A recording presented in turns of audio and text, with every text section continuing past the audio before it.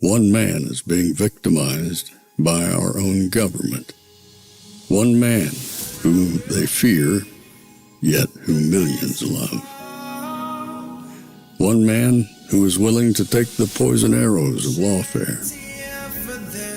One man whose voice has been taken away by a corrupt judge operating in a corrupt system. One man who has been ridiculed and insulted.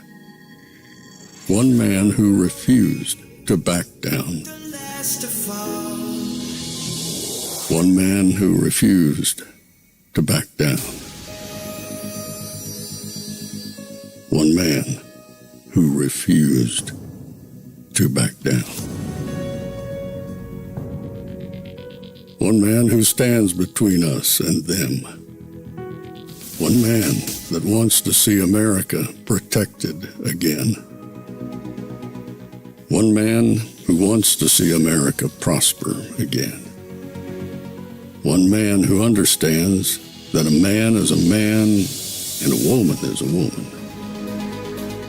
One man who understands and protects the blessing of life.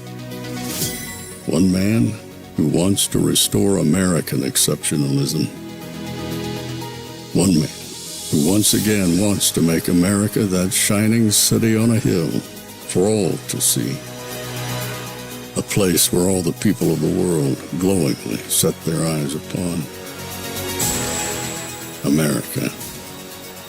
One man who unashamedly wants to make America great again. That one man is Donald Trump.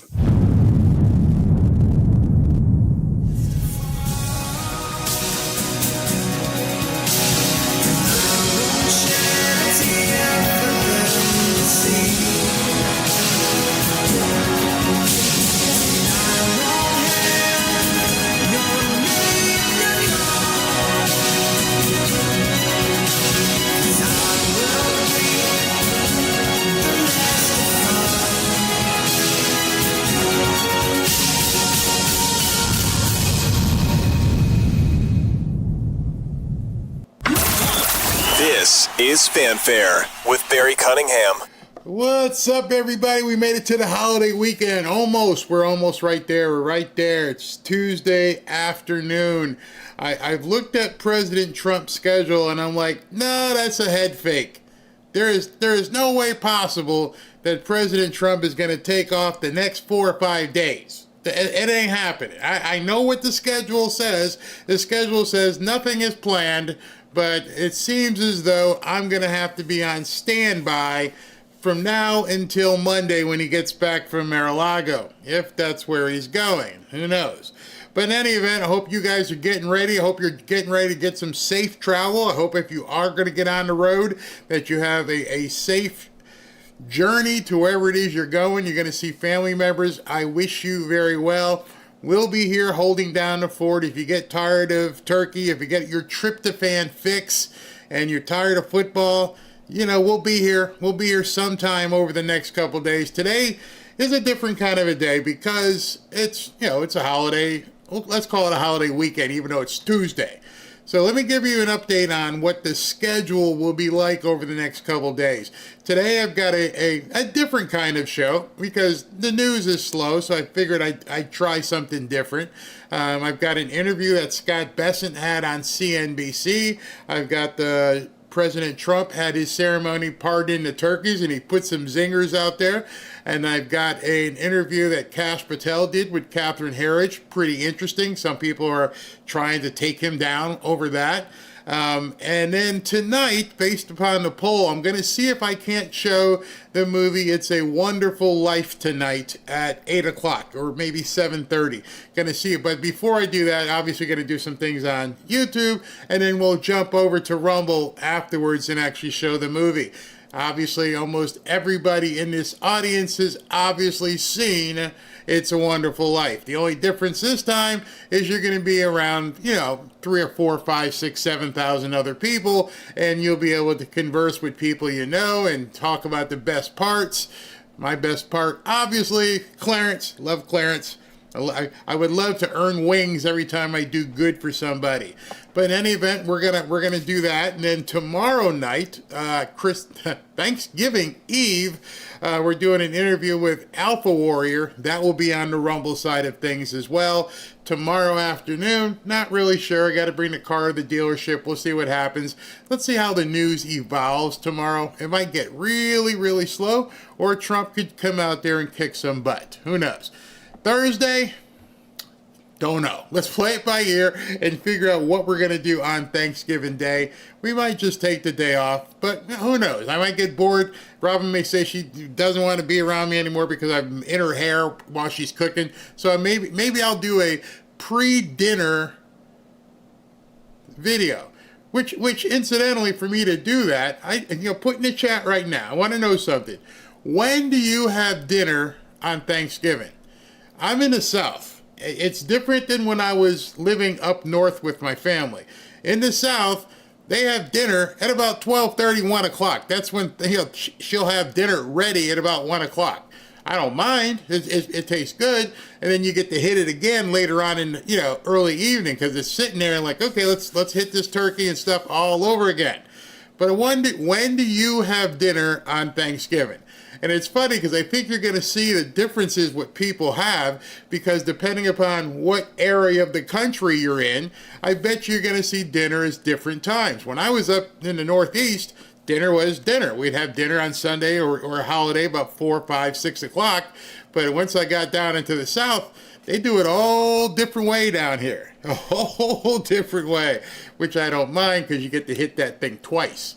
Sometimes back in the day, you would hit it 3 times. But in any event, that's my Thanksgiving stuff for you. Also, I got a surprise for you guys tomorrow night before we talk to Alpha Warrior. I'm not going to say. I'm going to have a surprise for you. But in any event, let's get to today's show. So before I get to the turkey part, in which some of you guys may have seen, I want to talk about something. I have been asked for quite some time, Barry, can you talk about what's going on with Candace Owens? And I was like, nope, not going to go there. But she's saying this and she's saying that. So let me address something about Candace Owens. It has nothing to do with her content. I have nothing to say about what she's saying.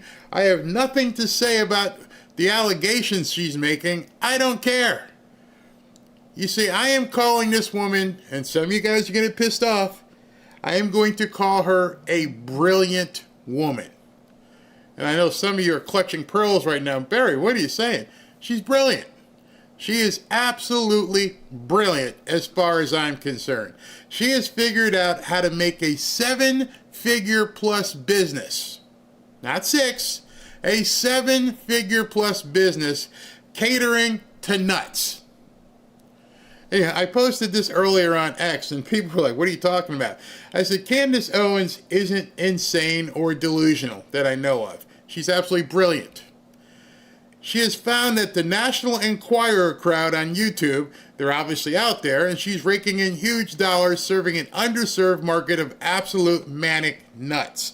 Let me just stop there, because I want you to remember, you guys, more than likely, I know the demographic here, you're a little bit older. And you remember the National Enquirer. In fact, a movie franchise was made referencing the National Enquirer, Men in Black.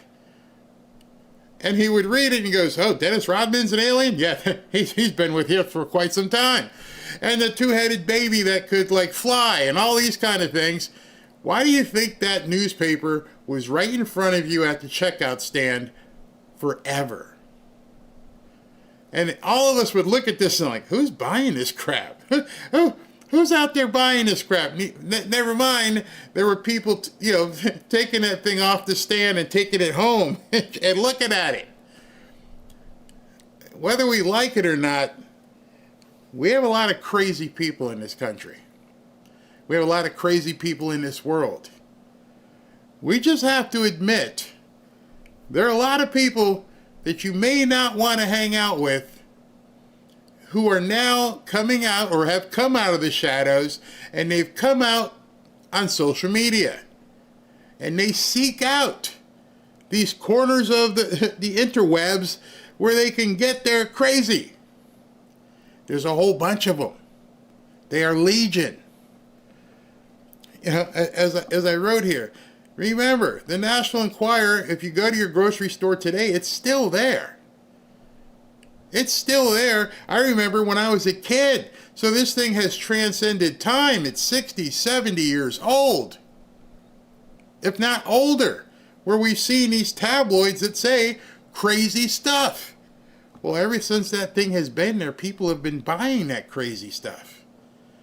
So how could they stay in business and put out this insanity for decades if there wasn't a huge market for it?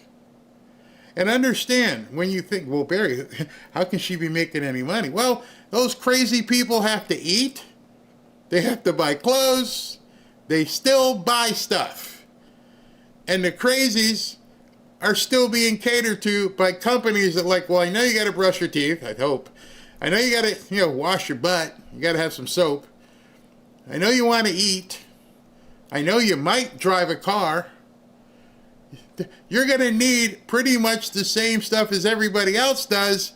And we realize you're crazy, but you got some money somewhere where you come up with the money. And so that is an entire niche.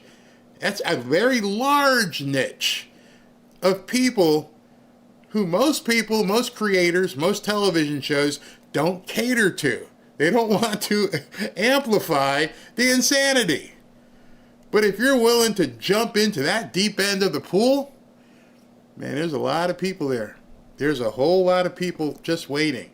And if you look at it from that perspective, it's simply marketing and serving an audience. You guys know I'm a big advocate. I absolutely have loved hard rock my entire life. And going all the way back to, remember the Beatles? And there was this time when they were like, Paul McCartney's dead. And if you play the album backwards, you're going to hear a message. And all it was the voices going backwards. But there were some people who go, I heard it. Paul McCartney is dead. He was replaced by somebody else. I heard it on the record. There were people you could convince that was true. They were absolutely positive that Paul McCartney had died, was replaced by somebody that looks like him, and they were telling the story if you played the album backwards. You've heard it. You've heard the rumor. I'm also sure many of you know I like hard rock, and in the hard rock stuff I would listen to, he just passed, but one of the bands or artists that I used to listen to was Ozzy. And one of the things with Ozzy was people were like, he's crazy. He bit the head off a bat. He listens to and promotes the occult. He made a song about Aleister Crowley. He's the devil incarnate. And people believe it. And I could go on and on and on with all kinds of things, the crazy stuff that people believed and got involved in. Some may have ended up being true, like the moon landing. We're not going to go there, but Andy Kaufman, REM, talked about it a long time ago. If you believe they put a man on the moon, not going to say that, because there's people who believe that the landing thing did land on the moon, and somehow they just decided never to go back. All of our lives, we have heard stuff that some people say is crazy, and some people say it's God's honest truth. And I am not going to be that person to go, you're bat poop crazy, except you are bat poop crazy. Yeah, I'll say it. But in any event, just the small number of examples that I've mentioned thus far that have permeated our society over decades should show you that there's an underserved market. If you're willing to put on the big waders and jump into that water and go into the crazy tunnel, well, if you're willing to do it, these people will endear themselves to you because you are their soothsayer. You are the one that they think they can channel. She knows. We need to listen to her. Do you realize at this point she contends with Joe Rogan in size of audience? Think about that. She is arguably one of the biggest podcasters in the world. So while many of us sit back and go, this woman lost her mind. Well, I don't know about her mind, but I know her bank account is swole. And if I look at it with my marketing background, I look at it, I don't care the stories. I don't care the stories. If I was going to buy the National Enquirer, I don't care what stories you put on. I don't care if the dog got up and decided he was an artist one day. It doesn't matter what the stories are. What I want to go for is the audience. Hey, is there enough people out here, crazy or not, they're going to buy this magazine or tabloid? And I think what she has done is figured out the recipe that National Enquirer crowd is looking for somebody they can actually relate to. And as they relate to her, things explode.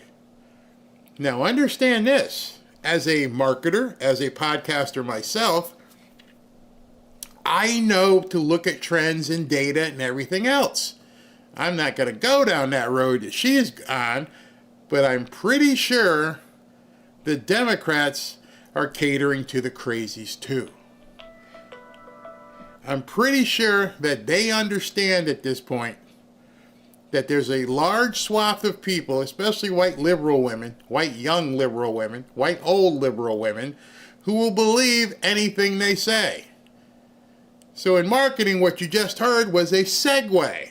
I'm taking that leap here to show you and to begin to show you that these people have nothing, they're completely bat poop crazy as well.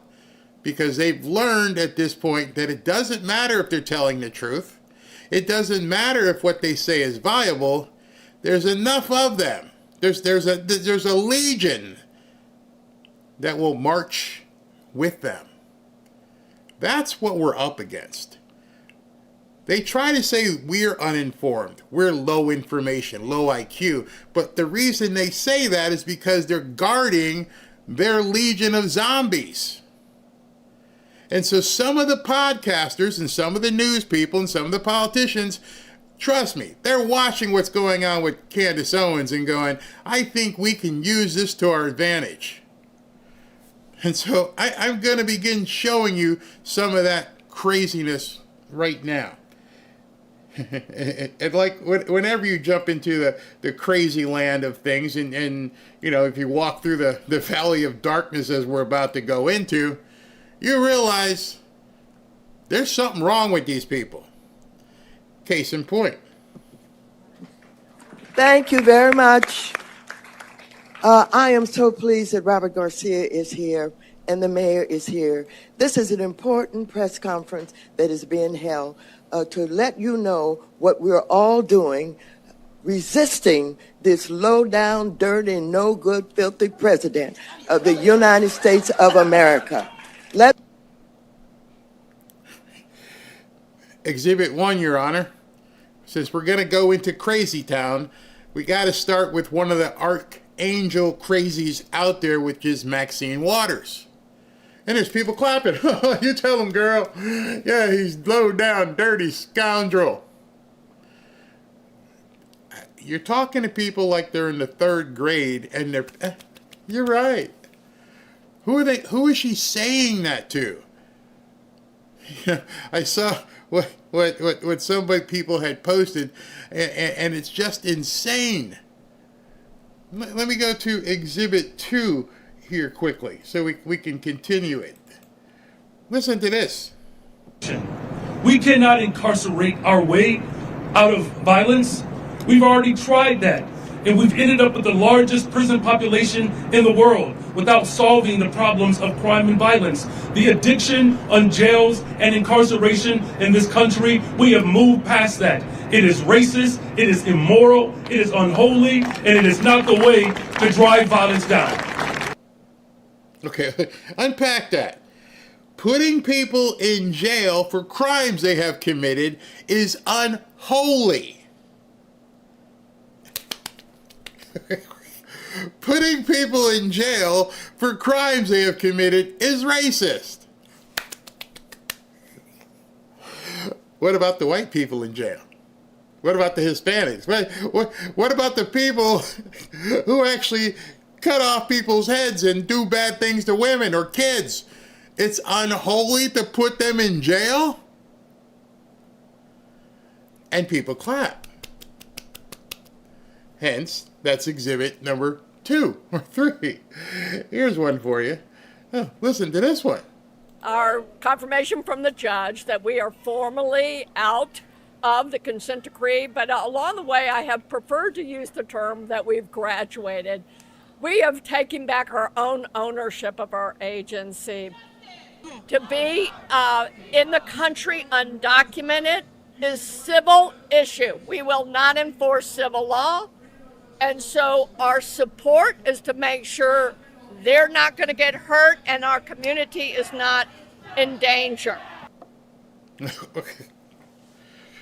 Your job is to make sure that people are safe, but people who are not supposed to be here can wander your streets, but you won't arrest them because you consider breaking immigration laws not to be a law that you choose to enforce. And somehow you put the words safety and not arrest in the same sentence.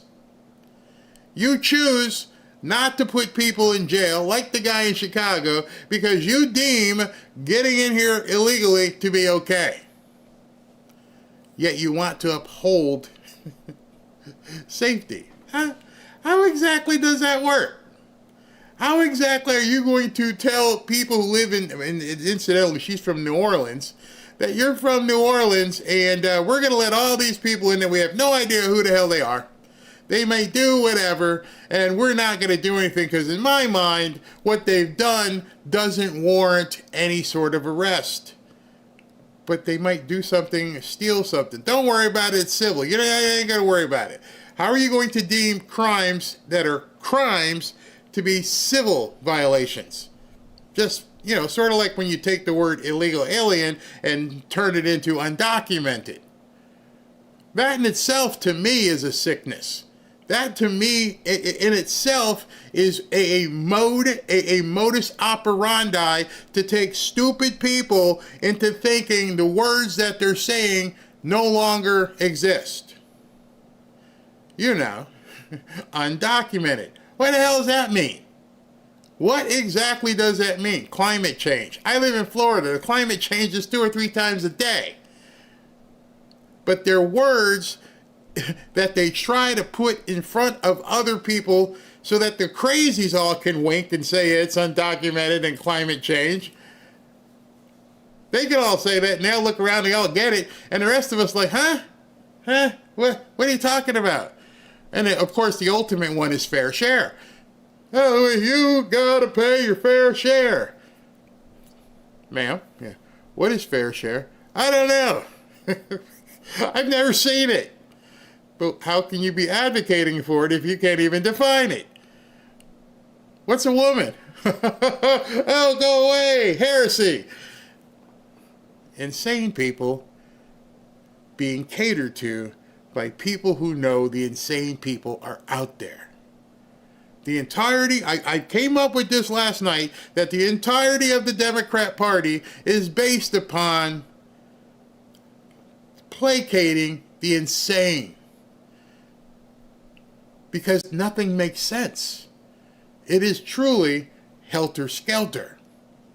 As John and Paul wrote years and years ago, we're watching up being down, sideways, all the things that they say. None of and us people who have our sanity sit back and what in the hell are they talking about? when Ashley and I talk off camera and we're thinking about what we're going to do today, it's like, I don't get it. I don't. The idea is to stop trying to. The idea is to back off and let crazy be crazy. Because it will drive you crazy. Like it has tried to drive me crazy. Ashley, what are we going to talk about? These people are nuts. I mean, we have that conversation over and over and over. Having the same conversation with the same result is the definition of insanity. Back off. Let the crazies be crazy. And people are going to profit off of crazy. Who do I got next for you? Let me see this one. Oh, this is a good one. This is a good one. Let me go back to a tweet here. Colin Rugg posted this. New. Joy Reid says, quote, illegal is the new N-word. See, here they go again. They're going to define what words you can and can't use. Let me tell you a quick story. Ashley took a clip of our show last night when we were talking about Ilhan Omar and the Somalis and what was going to happen now that the TPS has been rescinded. And I cut it and was ready to post it. And I got it posted, and I got a warning from YouTube. You can't say that. It's news. What do you mean? You're not allowed to say those words. You can't put Somali together with certain other words. The algorithm won't like it, and it'll kick you out. You can't go there. But there's some guy who just got like $8 million, and some judge said, it's okay. But we can't even question it. And so now you got Joy Reid coming out here, whose show, she got canceled on MSNBC. Then MSNBC got canceled. It's MSN Now, whatever the hell that means. Then she tried her hand at doing what we're doing in podcasting, down the tubes, because she tried to actually talk to people. So now she has joined these two crazy blonde chicks and have realized, let's go down Crazy Town Road. So she's saying J.D. Vance wants to leave his wife because she is brown for Erica Kirk. Sound like somebody else, you know? Yeah, that sounds like Candace. Vance has a problem in that the base of MAGA is fundamentally racist. Because I've heard so many people talking badly about Usha, haven't you? No. They use the term illegals, which is just the N-word for brown people. That is me saying the N-word. They can't have the successor to MAGA be the guy with the brown Hindu wife. And of course, you recognize those two nuts. So let's listen to this. Vance has a problem in that the base of MAGA is fundamentally racist. Yeah. I know people don't like it when you say it, but it's the emergence from the Tea Party to MAGA. Yeah. Tea Party, when you finally did the actual data, PRRI and others, the thing that most motivated them was race and hatred of non-white immigrants. Mm-hmm. See, one of the core values of dealing with insane people is to agree with insane people. Mm-hmm. Because if you disagree with the insane person, then you're not playing the game right. In order for the other insane people to watch, they have to know they're part of the herd, the hive mind. Mm-hmm. Yeah, that's exactly it. This is how it's working now. I just figured it out. What most motivates MAGA? Hatred of non-white immigrants. Yeah. They're obsessed with non-white immigrants and undocumented people. They use the term illegals, which is just the N-word for brown people. 100%. Yeah, you're not. We've already told you can no longer use that N-word. But the rappers use it every other lyric. No, they're black. But if it's a bad word, why are they allowed to use it? It's the context. And now, using it to, if you use the word illegal, that's the same thing as using the N-word. Mm-hmm. Yep. Yeah. That you tell them, girl. And they enhance that. And then what happens once they do that? Then other people begin saying it. And they spread the insanity amongst their, coven of people who listen to this crapola. I'm going to say the N-word and it's about brown people. You say illegals. I'm sorry I said it again. That is me saying the N-word about, that is what it is, right? And that's what motivates them. So they can't have the successor to MAGA be the guy with the brown Hindu wife. They're also Christian nationalists. That ain't going to work. That's why he's throwing his wife under the bus. Poor Usha. Or she's in on it. Do you realize I am only 45 seconds into this, and like me, you're probably going, what? He's throwing his wife under the bus. Yeah, you're just making stuff up. You were literally making stuff up, and the other two chicks are like, yeah. So this is how you breed insanity. This is how you profit off of insanity. This is how they make money. These women aren't stupid. Candace Owens isn't stupid. They know there are stupid people who absolutely follow this stuff, that you can't lock people up for breaking crimes. That coming across the border is not, that's not breaking a crime. We're not going to do that. And, the crazy ditzy Auntie Maxie, it's all with one big amplification of insanity. I mean, this is where you need to hit the holy water, because these people, they mean it in terms of trying to influence the nuts. They don't mean it when they're off the air. When they're playing a role. Just like the Democrats are. The Democrats don't believe the crap that they say out of their mouth. Fair share my behind. Every single one of them uses conservative financial policies. The same laws that they bitch about are the same ones that they go, how much can I deduct? Oh, yeah, okay. And what can I write off here? Yeah, yeah, okay, so I need to keep as much money in my pocket as possible while I tell everybody you need to pay your fair share. Millionaires and billionaires. Billionaires. I can't say millionaires anymore because I got 15 houses, 3 cars, and a book. Okay, so it's all crazy. And they can't even see it. How can you be a Democrat and talk about fair share and then turn on a television on Saturday or Sunday and see it 100,000 people, and you're watching Travis Kelce, who's making $10, $15 million a year with his girlfriend that's nearly a billionaire, and you're telling everybody else, fair share. We got to help the poor peoples. When's the last time Taylor Swift had a free concert? I mean, she's got $1 billion. Why don't she rent out a big stadium? Jerry Jones got a big old stadium in Texas. Do a giant free concert. Or, you know what? Make it $1 to get in and give that $100,000 from the 100,000 seats that you will sell, and then show people, I'm donating $100,000 to these people. How about the NFL? Black Lives Matters. We're all in this together. How about you have free football games? Huh? It's pretty simple. Don't charge admission. Let people just come in. Oh, and make the sodas and the $15 hot dogs free as well. Oh, by the way, stop charging for parking. Oh, Barry, you're talking crazy now. No, I'm just asking you if you believe the crap you're saying. All right, so Dominus Omus, back to this crazy woman. Right, and playing Slap and Tickle with Erica Kirk's the weirdest shit I've ever seen. Yeah, she's like in her Tammy Faye era. Okay. It's weirdest stuff that I've ever seen. Holding on the back of his head and rubbing on his head. That's some weird shit. Baby. Don't do that to Jason. I'm going to start thinking something's going on. Why you holding the back of his head? I'm like, you not doing that right thing. You're supposed to be a widow. You in leather pants? Yeah. That's not widow wear. Could you imagine if... Wouldn't it be the most perfect fairy tale, MAGA fairy tale? Yeah.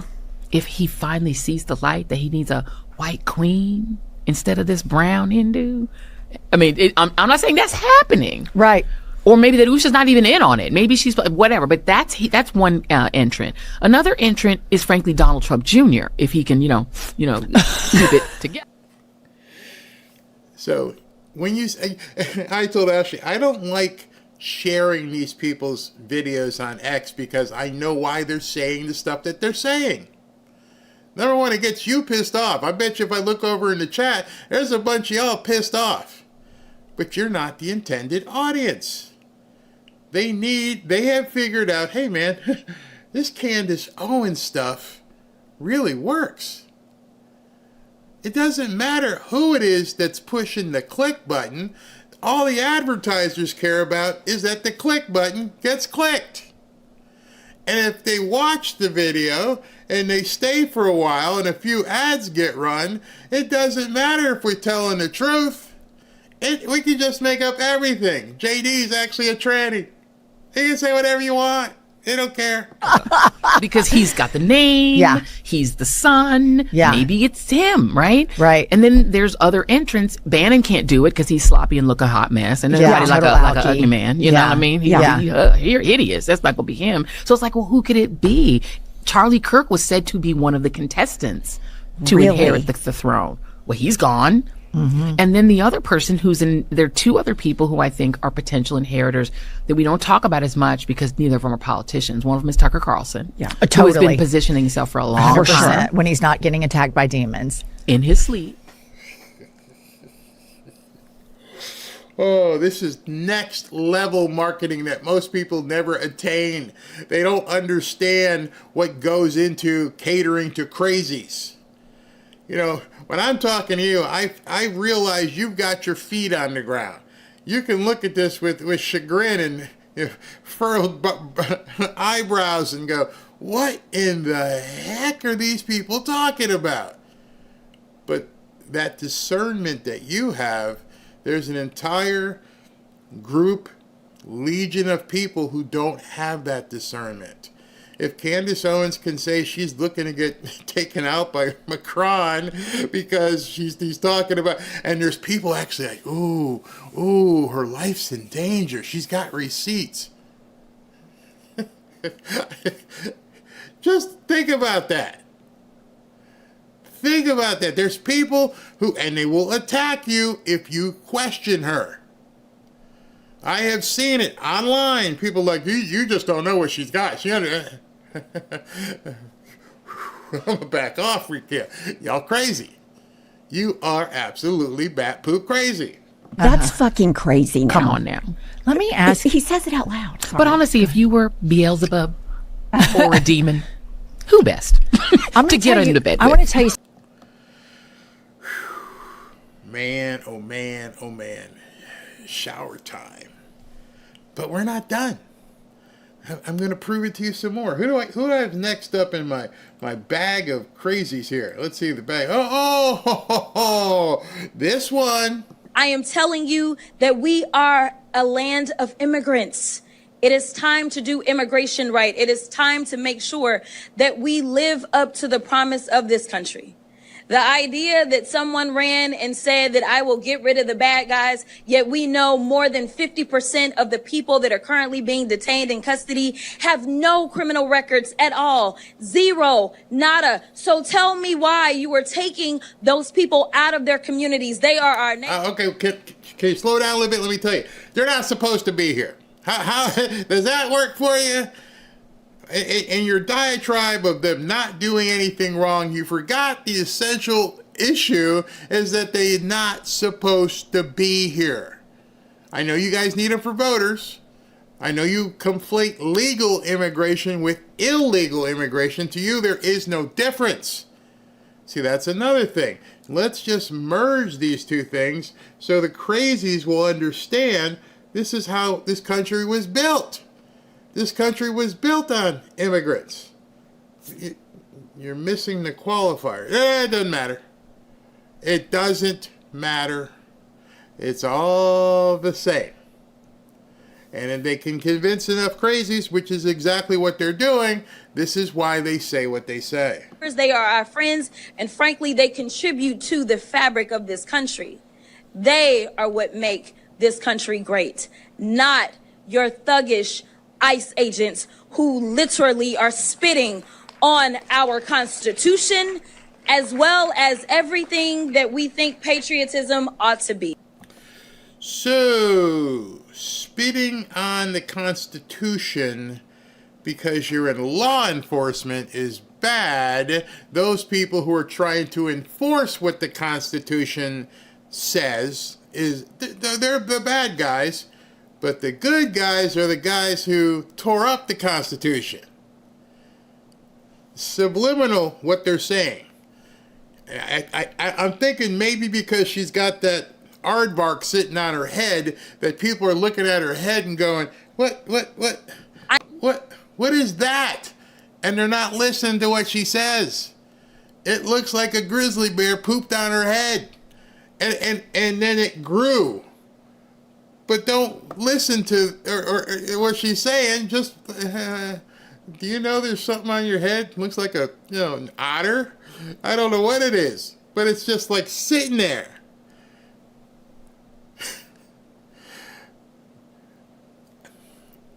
You think things are racist, but then you appropriate long hair.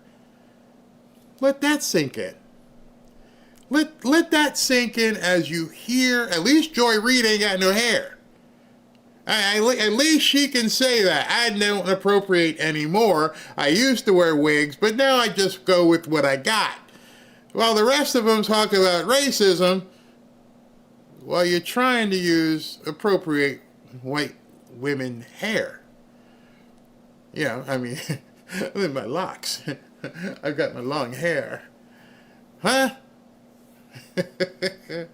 Oh, we're not done. We got some more for you. Who's this one? Who's this? Let's see. Where is the rule of law in the United States today?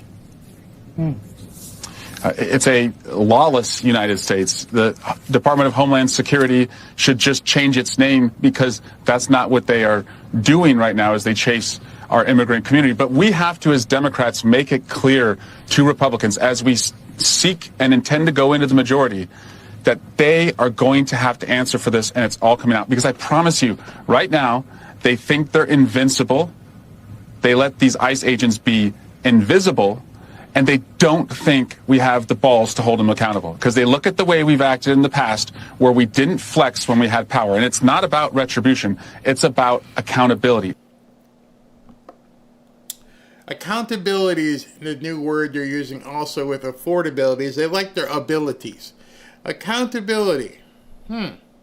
Has anyone been made accountable for having a vegetable in the presidential, suite for the last 4 years? Nope. All the things you did and lied? Nope. No one's being held accountable. In fact, you just let some guy who stole $7.2 million of taxpayers' dollars walk. After the jury found him guilty, the judge says, hey, he's from Somalia, we can't do that. But he stole the money. A jury of his peers said he stole the money. Oh, accountability, that's for white people. We can't do that with black people. Here, let me show you some accountability problems that they're having right now. How about this guy? It has been revealed that popular Democrat homeless activist in Charlotte, North Carolina, Cedric Dean, allegedly ran a massive homelessness fraud scheme. His company billed Medicaid, you ready for this?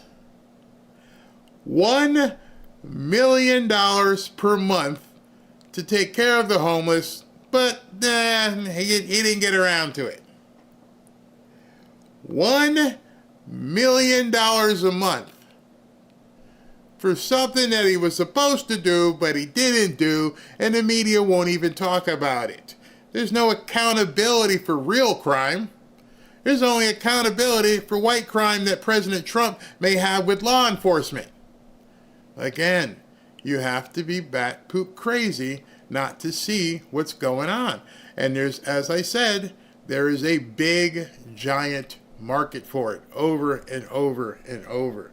Who do we got up in the box now? Members of the school board she serves on of targeting her in a, quote, vile text scandal, and is now speaking out to Fox Digital about the incident. Danielle Bellamo, who serves on the Marlboro Township Board of Education, shared screenshots of messages she says were sent by board members or their spouses.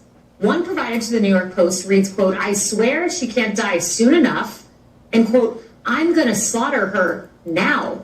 The person who allegedly sent those messages also reportedly called Bellamo a lying word that we cannot say on television. He also is accused of writing, quote, mission is to just let her die by herself. LOL, these people are parents who wrote this. A judge last week extended a protective order against that man, and that mom told Fox Digital, when I read those words, she can't die soon enough, it stopped me in my tracks. I always knew there was disagreement politically, but I never really wrapped my head around the fact that they actually wanted me dead. Yeah. Yeah, that's what a lot of conservatives have been slow to understand. They don't want to reach across the aisle except for to stick a dagger in your chest. They don't want to coexist with you. If you don't conform and capitulate, you have no need. They do not want to be around you. Your family, your dogs, nothing to do with you. Why? Because they're crazy. And they are 100% capitalizing on the crazy. And it's not just podcasters. It's the entirety of the Democrat mechanism. Listen to this. Let me ask you a different question about taxes, because I think taxes, historically, Republicans have called for lower taxes. Democrats have called for higher taxes. Philosophically, and given the inequality and wealth disparity in the country, what do you think is an approach that actually makes sense and makes sense to those being taxed as well, even those at the highest rates? Let's try 39.5, which we had during the 90s, which is the most prosperous decade we've had since World War II. Why don't we try that? And there's not an iota of evidence that says that cutting taxes on wealthy people creates anything other than more wealth for wealthy people. So, and also, if you look at under Democratic presidents, economic growth, stock market growth, GDP growth, it's not even close. So this is raising taxes on high-income people to a rate of 40% it's not only the economically wise thing to do, it's the moral thing to do. Hey, James, before you say that, show us your tax return where you're paying 40% of your income to the government. You should be forced to pre-qualify with the words that come out of your mouth. Because I guarantee you, James Carville is not paying 40 and 50% of his income to the federal government. How do I know that? Because anybody with any sense about them who is generating a certain level of revenue already knows how to avoid paying 40 or 50% of your income to the government. Paying 40 or 50% of your revenue to the government means you are, say it, insane. It doesn't exist for people who know. President Trump said that way back when he was the debate with Hillary Clinton. It makes me smart. Remember he said that? Hey, you don't pay your taxes. You paid like 0%. He goes, not a crook. Makes me smart. And I also know, because I've donated to you idiots, that you're doing the exact same thing. But you can't tell people that because you have to keep up the illusion of the insanity. At least the Republicans, for the most part, are honest. Yeah, we're paying like this much. Why? Because, as I told you yesterday, CapEx, capital expenditures, end of the year, buy stuff. Buy stuff, write stuff off. It's something that the normal person doesn't know. These people, they contribute to the insanity. I saw something earlier today, and I have nothing personal against the guy whatsoever. But I posted this. What's his name? Jeremy from the Quartering says, bad times are coming. I don't know how to fix it, but I can say just be smart with your money. Hold off on large purchases. Go through your credit cards. Figure out what monthly charges for stuff you actually need. Be ahead of the curve. And I went, well, some people are looking at that as a crisis. People who actually know understand you're about to see a huge, colossal opportunity. Everybody or anybody can make money in a good market. The smart people know how to make money in a down market as well. Being able to understand where the profit opportunities are in a market that's going south is just as astute as understanding the profitability of a market that's going up. Otherwise, they wouldn't have things like shorts. They have built all kind of mechanisms that if you think something's going to tank, you can make money off that thing tanking. Carville knows that. I'm pretty sure Pelosi knows that. I'm pretty sure anybody who's involved and has money to invest understands all of it. The tax code was written to protect people's money, not to take it. It was written to take the money from people who don't know any better. And so what he's saying right now is basically, how can I say it? Bullcrap. Do you think people will leave? I mean, one of the things that we've seen, obviously, within the United States, and I thought this, look, 10 years ago, if you had asked me whether people would leave New York City or leave certain states, I didn't believe it. I don't think I appreciated, especially now, people of great wealth have access to private planes, can jump on planes. It's a whole new, the mobility of people has shifted in a way that I don't think I expected.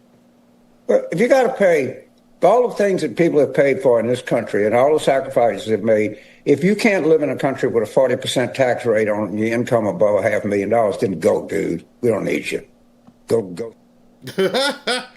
If you can't afford, he's telling you you're not American if you can't afford to give up 40% of your income. Again, James, qualify that. Let's see your tax return. Let's see the gross line, and then let's see 40% heading to the government. It's so easy to sit back and raise a hand and talk this kind of crap because you're feeding into the insanity over and over and over again. Somewhere else. And you sit here and drive on the highways and your workforce that's been developed by American taxpayers, the defense that you got, and, 40% is too much, go to Switzerland. Real quick, though, what do you think about a lot of the blue states in America? And I say that because in New York, most people at the highest rates are paying close to 55%, maybe more if they're living in New York City. Sometimes closer to 60%. What's sort of the top for you? I don't know. I mean, I know it was 39.5 in the 90s. Okay, that was what. And by the way, Manhattan existed in the 90s. It still exists today. If all of millionaires are leaving, why do I run over them left and right when I'm walking down Park Avenue? But again, if a person's value of the country is relative only to its tax code, then that's a moral judgment that you've made. But you can't tell me that we can't have a tax rate of 40% on all income above, say, $500,000, $400,000 a year. You just can't tell me that. You can't tell me that carried interest is moral. Thank you. So if that is something that you can't be told, then perhaps you would have no problem whatsoever showing everybody your tax return.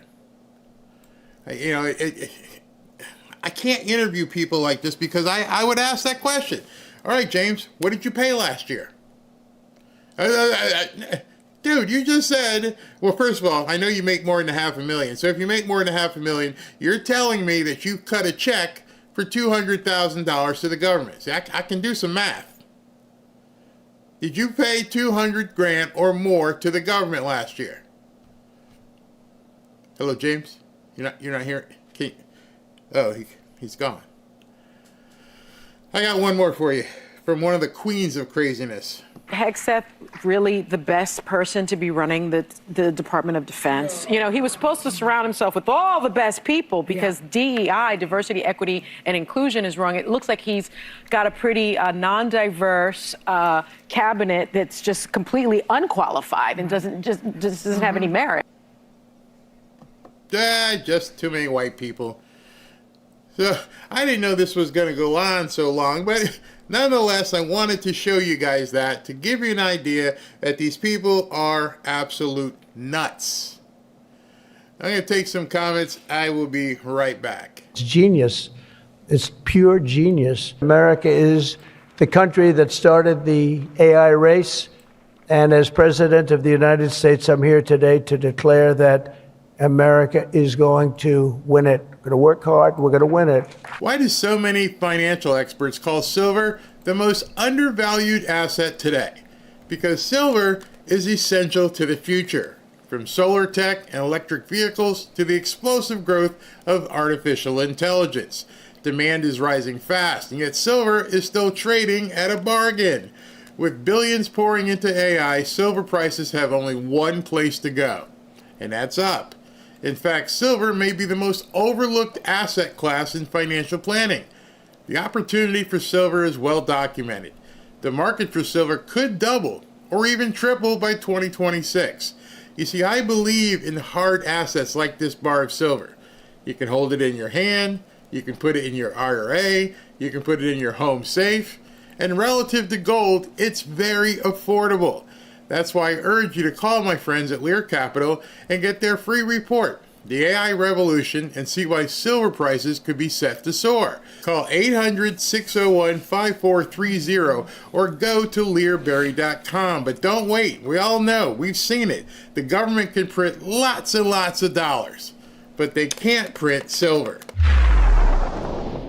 I got to show you this one. I was going to move on, but I got to show you this one. Charlotte, North Carolina has announced that they are giving out $100,000 to anyone who's lost money due to Border Patrol operations during the past week.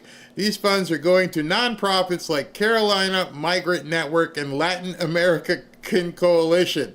City to give out $100,000 to people who lost money during Border Patrol operation.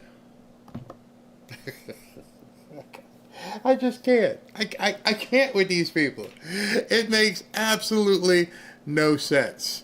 All right, so let's cleanse. Let's do a quick cleanse, okay? No more insanity. Let's now get into, I didn't know it was going to take an hour, but oh my gosh. Let me hear what some of you guys said. I am sending my storms to Florida. Beautiful day in Houston, Texas. Couple of hundred homes were hurt by a tornado yesterday. Oh, sorry to hear that. Lydia says they make hasty generalizations and have no receipts. Who in his department is underqualified and what makes them so? Barry pulled out the nut farm today. And I only brought it up because I had gotten my 5,000th email or text. So you're going to talk about what Candace is talking about? And I'm like, can I end this whole Candace Owens thing for good for me? So I never have to talk about it again. I understand she's brilliant for whatever she's doing. I understand she's making a boatload of money. And then so I wanted to explain how the crazy market is a very viable market. You should know that because you've seen for quite some time how much money these people are making by telling people they can rip off their junk and become something else. And, they can put a piece of salami down between your legs and you can pretend you got junk. So if they're making all kinds of money doing that to people, then you must realize there is a lot of money in dealing with the nuts. Or taking of the nuts, as it may be. Either way. I can't. We're good. We're done. Okay, we're gonna move on. Hey, listen, microplastics are infiltrating every part of our lives. Scientists estimate we now consume a credit card's worth of plastic every single week. That's through our food, our water, and even the air we breathe. One study found plastic particles in 100% of human lung samples. Nobody is safe from this exposure. It gets worse. These plastics don't just sit in your body. They cross the gut lining, they leach into your blood, and disrupt everything. They've been shown to alter gut bacteria, suppress your immune response, and even increase your risk for neurodegenerative disease. It also increases risk for metabolic disorders and cancer. Some plastic toxins like BPA and phthalates mimic hormones, interfere with fertility, and they can even damage your DNA. Even if you eat clean or avoid packaged foods, you're still being exposed. There's no way for you to even opt out from this danger of the microplastics. But your gut can help you fight back. And that can happen with Kimchi One from Brightcore Nutrition. It's a potent ally in this toxic world. And so as you take Kimchi One, it's packed with over 900 probiotic strains unique to kimchi and proven to break down BPA, helping you detox from the inside out. It doesn't just support your digestion, it helps protect your cells, your brain, your hormones, and your future. Your body was never designed to handle plastic, but your gut was designed to protect you. You just have to give it the right tools. And using Kimchi One daily can help you do that. And I compel you, if you'd like to find out, give them a call. So today you can get 25% off with the code Barry simply by clicking the link in the description, or for an even better deal, call them at Brightcore for up to 50% off your order and free shipping. Give them a call now at 888-418-6738. All right, so what? Do I have some breaking news? Breaking news into the Fanfare news feed. All right, so I have a little bit of breaking news. It seems as though a federal district judge has issued an injunction blocking President Trump's pardon of Gobble from taking effect. Gobble has been ordered to report to the butcher immediately. I'm having fun. I'm having fun with these idiots. And one other idiot that I just want to address before we get to the pardoning is this moron, Alex Padilla. Thanksgiving dinner is going to cost more this year thanks to Trump's tariffs. The cost of turkey alone is up 36% at a time when so many are already struggling to make ends meet. Meanwhile, the richest president in history, how that even matters, spent the past few months fighting in court to kick people off of food stamps. And he just posts this thing, price of turkey is up 36% this year. No source, no information, nothing. Nothing at all other than to say, yeah, turkey's more expensive. I got to get that meme of that little kid in the back seat going, bullcrap. Yeah, here you get turkeys for 99 cents. Yeah, you lie. They're lying. They want to make insane people more insane. All right, so let's get into the turkey pardons, and we're just going to flow right through the rest of the show. Let's go.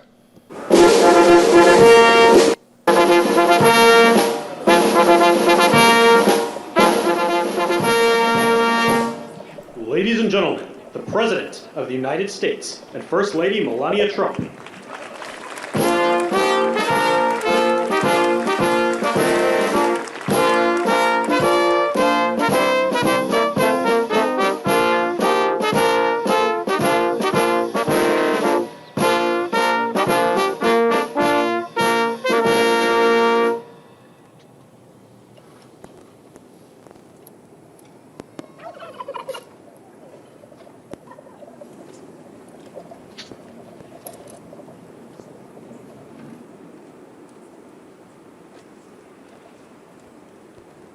Thank you very much, and I hope you like our new beautiful patio with matching stone to the White House. If this were grass today, you'd be sinking into the mud like they've done for many years, and you would be very unhappy. Please, thank you very much. This was a big day. It's a pardon day for a very important beast. On behalf of the First Lady and the entire Trump family, I want to wish all Americans a very, very happy Thanksgiving. It's a great time of the year, and our country is doing really well, economically, like we've never done before. Today, we continue a time-honored American tradition. Well, that's a well-trained turkey. See how happy he is? In a few moments, I will grant a full, absolute, and unconditional presidential pardon to two handsome Thanksgiving turkeys. And this is their lucky day. This is a lucky day for them. But before going any further, I want to make an important announcement, because you remember last year, after a thorough and very rigorous investigation by Pam Bondi and all of the people at Department of Justice, the FBI, the CIA, the White House Counsel's Office, and the Department of Everything. We have a Department of Everything. You know what that is? I think that's called the White House. Into a terrible situation caused by a man named Sleepy Joe Biden. He used an auto pen last year for the turkey's pardon. So I have the official duty to determine, and I have determined that last year's turkey pardons are totally invalid, as are the pardons of about every other person that was pardoned other than, where's Hunter? No, Hunter's was good. That was the one pardon, Pam, that was good, right? The rest of them are all invalid. I don't know what the hell you're going to do about that, but now we're going to take a little of the joking. That is a mess. But they're hereby null and void. The turkeys known as Peach and Blossom last year have been located, and they were on their way to be processed, in other words, to be killed. But I have stopped that journey, and I am officially pardoning them, and they will not be served for Thanksgiving dinner. We saved them in the nick of time. This one has plenty of time, but they were saved in the nick of time. We're thrilled to be joined today by Vice President J.D. Vance, Second Lady Usha Vance, their daughter Mirabelle, and along with Attorney General Pam Bondi, Secretaries Marco Rubio, Scott Bessent, Pete Hegseth, Brooke Rollins, Howard Lutnick, Linda McMahon, Scott Turner, Administrator Lee Zeldin, who's done a great job.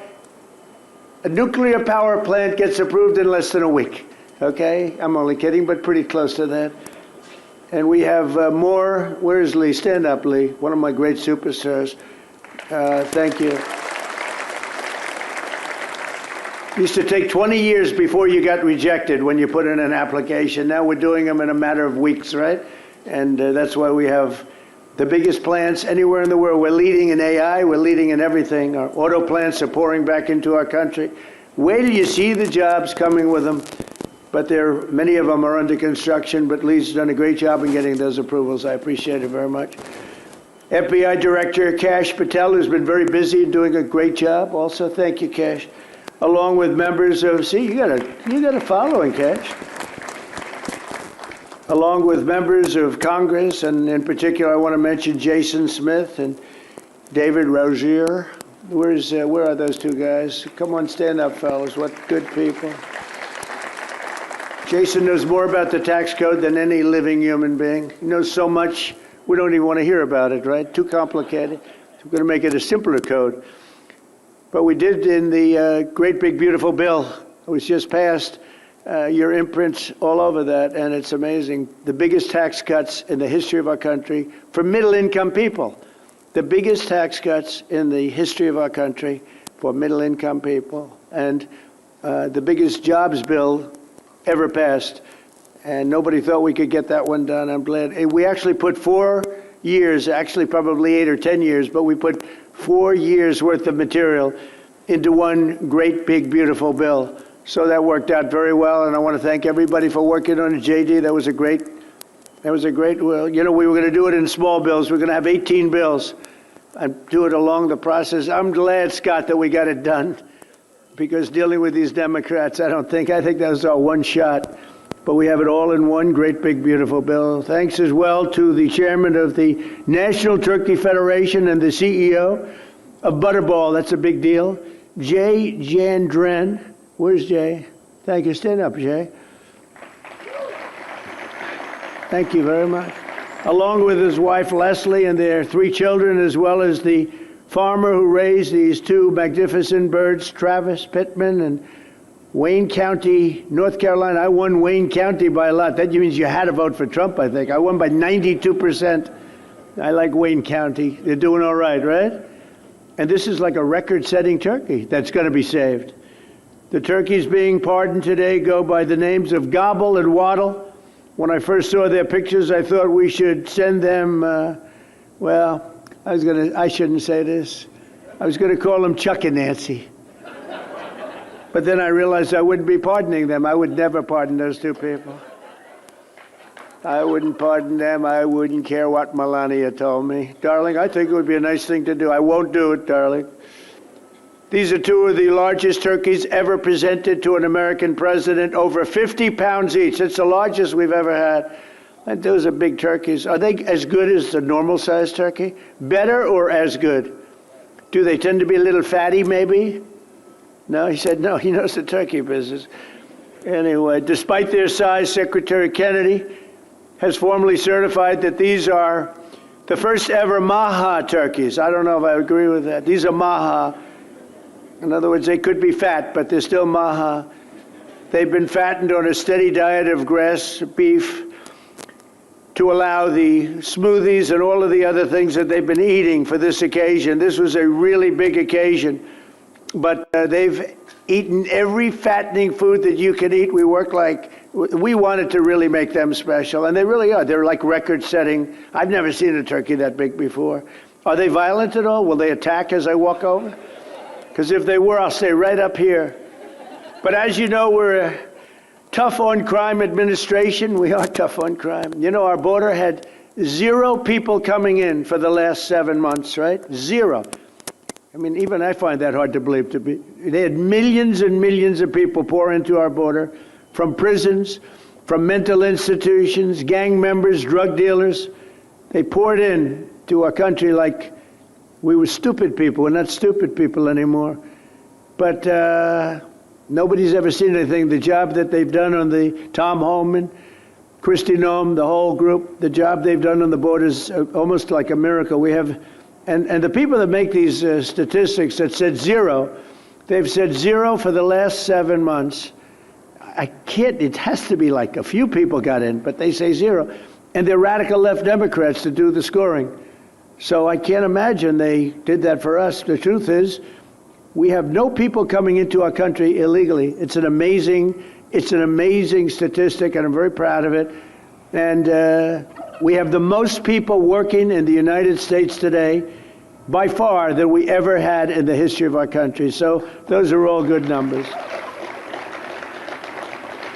But instead of pardons, some of my more enthusiastic staffers were already drafting the paperwork to ship Gobble and Waddle straight to the terrorist confinement center in El Salvador. And even those birds don't want to be there. You know what I mean? It was a tough. I'd like to thank the president of that country. They do a rather efficient job. It's got to be the largest prison in history. I've never seen anything like it. And a lot of people are behaving on our streets now. You know, Washington, D.C. is considered a safe zone. This was one of our most unsafe places anywhere in the United States. It is now considered a totally safe city. I won't tell you about murders. We're having murders, like a lot of murders, on a weekly basis. We haven't had a murder in 6 months. And it doesn't sound good even to say that. We haven't had a murder in 6 months. But when you were averaging 1 and even sometimes 2 a week, and you haven't had 1 in 6 months, you can walk with your family down the middle of any street, go to a restaurant, you won't get in. They're opening new restaurants all over, and it's really been a beautiful thing to see. So Washington, D.C. is now a totally safe city, and a year ago it was a criminal mess. We removed, Pam, 1,700 people, career criminals, and people that came to this city from Venezuela and many other places. They were let out of prisons, and they came here. They were Tren de Aragua, a lot of Tren de Aragua, that's from Venezuela. And we got them all the hell out of our country, or they're in prisons now. And you can walk down any street in Washington, and you're going to be just fine. And I want to thank the National Guard. I want to thank Pete Hegseth. The job you've done here is incredible. And I hear you having the same kind of success in Memphis, Tennessee, where you had an even worse situation. And Memphis crime is down 64% in 3 weeks. And by the time you have 4 or 5 weeks, you're going to have it down almost where there won't be crime.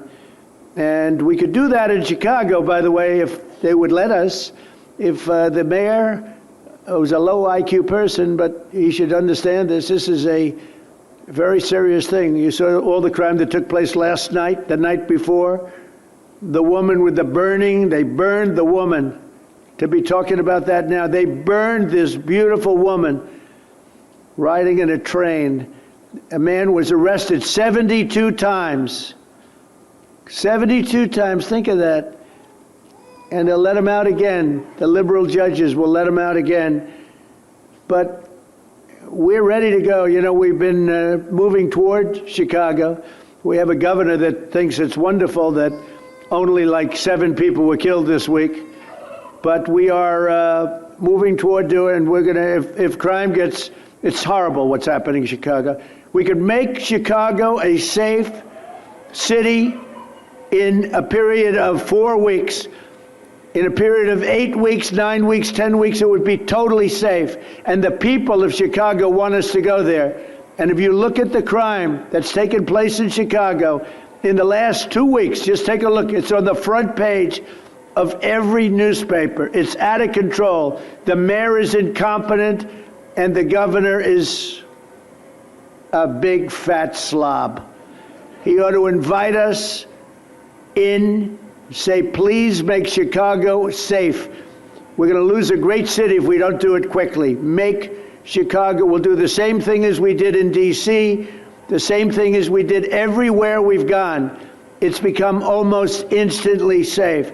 And I want to do it in Chicago. So Governor Pritzker, if you're listening, let's get your act together. Invite us in. We're going to make your place so safe. You're not going to have these crimes that are making the newspapers and the front page of every newspaper and television story, news story. We'll make Chicago a safe place very quickly. I looked at the various cases, granting mercy, discovering that the terrible trauma that everyone's going through. And I had a little bit of a Pritzker joke. I was going to talk about Pritzker and size, but when I talk about Pritzker, I get angry because he's not letting us do the job. So I'm not going to tell my Pritzker joke. They have a very cute little joke, you know. Some speechwriter wrote some joke about his weight, but I would never want to talk about his weight. I don't talk about people being fat. I refuse to talk about the fact that he's a fat slob. I don't mention it. On a more serious note, as we gather around the dinner table, I'd like to lose a few pounds too, by the way. And I'm not going to lose it on Thanksgiving, I can tell you that, because I'm going to have a turkey, but it's not going to be that one. I hope all Americans will have the chance to enjoy the fellowship of family and friends and renew our faith in God's providence. 1 year ago, we were a dead country 1 year ago. The King of Saudi Arabia said it to me. He said it to me actually 4 months ago when I was in Saudi Arabia, Qatar, UAE. He said, you know, 1 year ago, the United States was a dead country, and now you've got the hottest country anywhere in the world to do. We're the hottest country. We have $18 trillion being invested as of now. We're not even close to being 1 year. The most ever was $2 trillion for a certain country I won't name when during the last administration. In 4 years, they had less than $1 trillion being invested in the country. In 9 months, we have over $18 trillion. It's a number that nobody has ever even thought possible. And that's in building plants and building so many things, investments in our country. Nobody's ever seen anything like it. But we have more people working. We have more people praying. The churches are coming back. I don't know if you've been reading that story, but religion is coming back to America. Some people say, oh, why would you mention that? To me, that's a big deal. And this Thanksgiving, we're also making incredible strides to make America affordable again. Walmart announced that the cost of their standard Thanksgiving meal is 25% lower than just 1 year ago. That's a big deal. According to the USDA, the price of Thanksgiving turkey is down 33% from its Biden era highs. Potatoes are down 13%. Ham is down 15% compared to last Thanksgiving. So we are down to a level that we haven't seen in a long time. Egg prices are down 86% since March, and gasoline will soon be hovering around $2 a gallon. Under our leadership, we passed the largest tax cuts in history, the largest spending cuts in history, the largest regulation cuts in history, and we have fully secured our southern border. I've also ended 8 wars in 9 months, and we're working on that final war. It's not easy, but I don't know. I think we're going to get there. 25,000 soldiers, Ukraine, Russia. In the last month, 25,000 soldiers have died. So I think we're getting very close to a deal. We'll find out. I thought that one would have been gone quicker. We did 8. I thought that would have been an easier one, but I think we're making progress. In less than 1 year, we've accomplished more than most other administrations have accomplished in 8 years. And this is a very special Thanksgiving. We thank God for his many blessings and the great success that this country has seen in the short period of time. We draw strength from the love of family and friends, and we express our undying gratitude for the men and the women of the United States Armed Forces. We love them. We pray that peace and prosperity will continue to bless our land, and together we'll really just keep this great drive going to make America great again. MAGA, I think it's the greatest expression in the history of politics. Make America great again. So once again, Melania, thank you for doing such a great job and being such a great First Lady. And now let's go and give Waddle, Waddle, by the way, is missing in action, but that's okay. We'll pretend Waddle is here. The gift that they've been waiting for. And I'll move over and I will just say very nicely, Gobble your pardon. Come on, let's say it in front of Gobble. Thank you very much, everybody.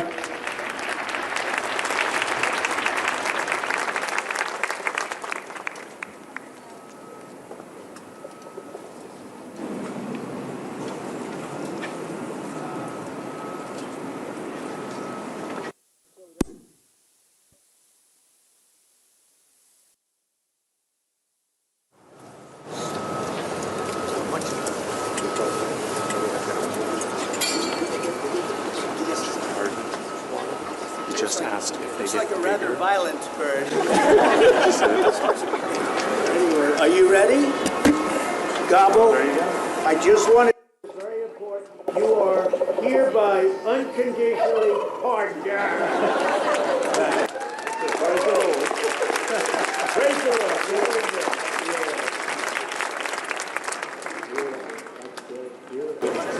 That's nice. Who would want to harm this beautiful bird? That's good, that's good. Thank you very much. Fantastic job. Thank you very much. Thank you. Thank you very much, everybody.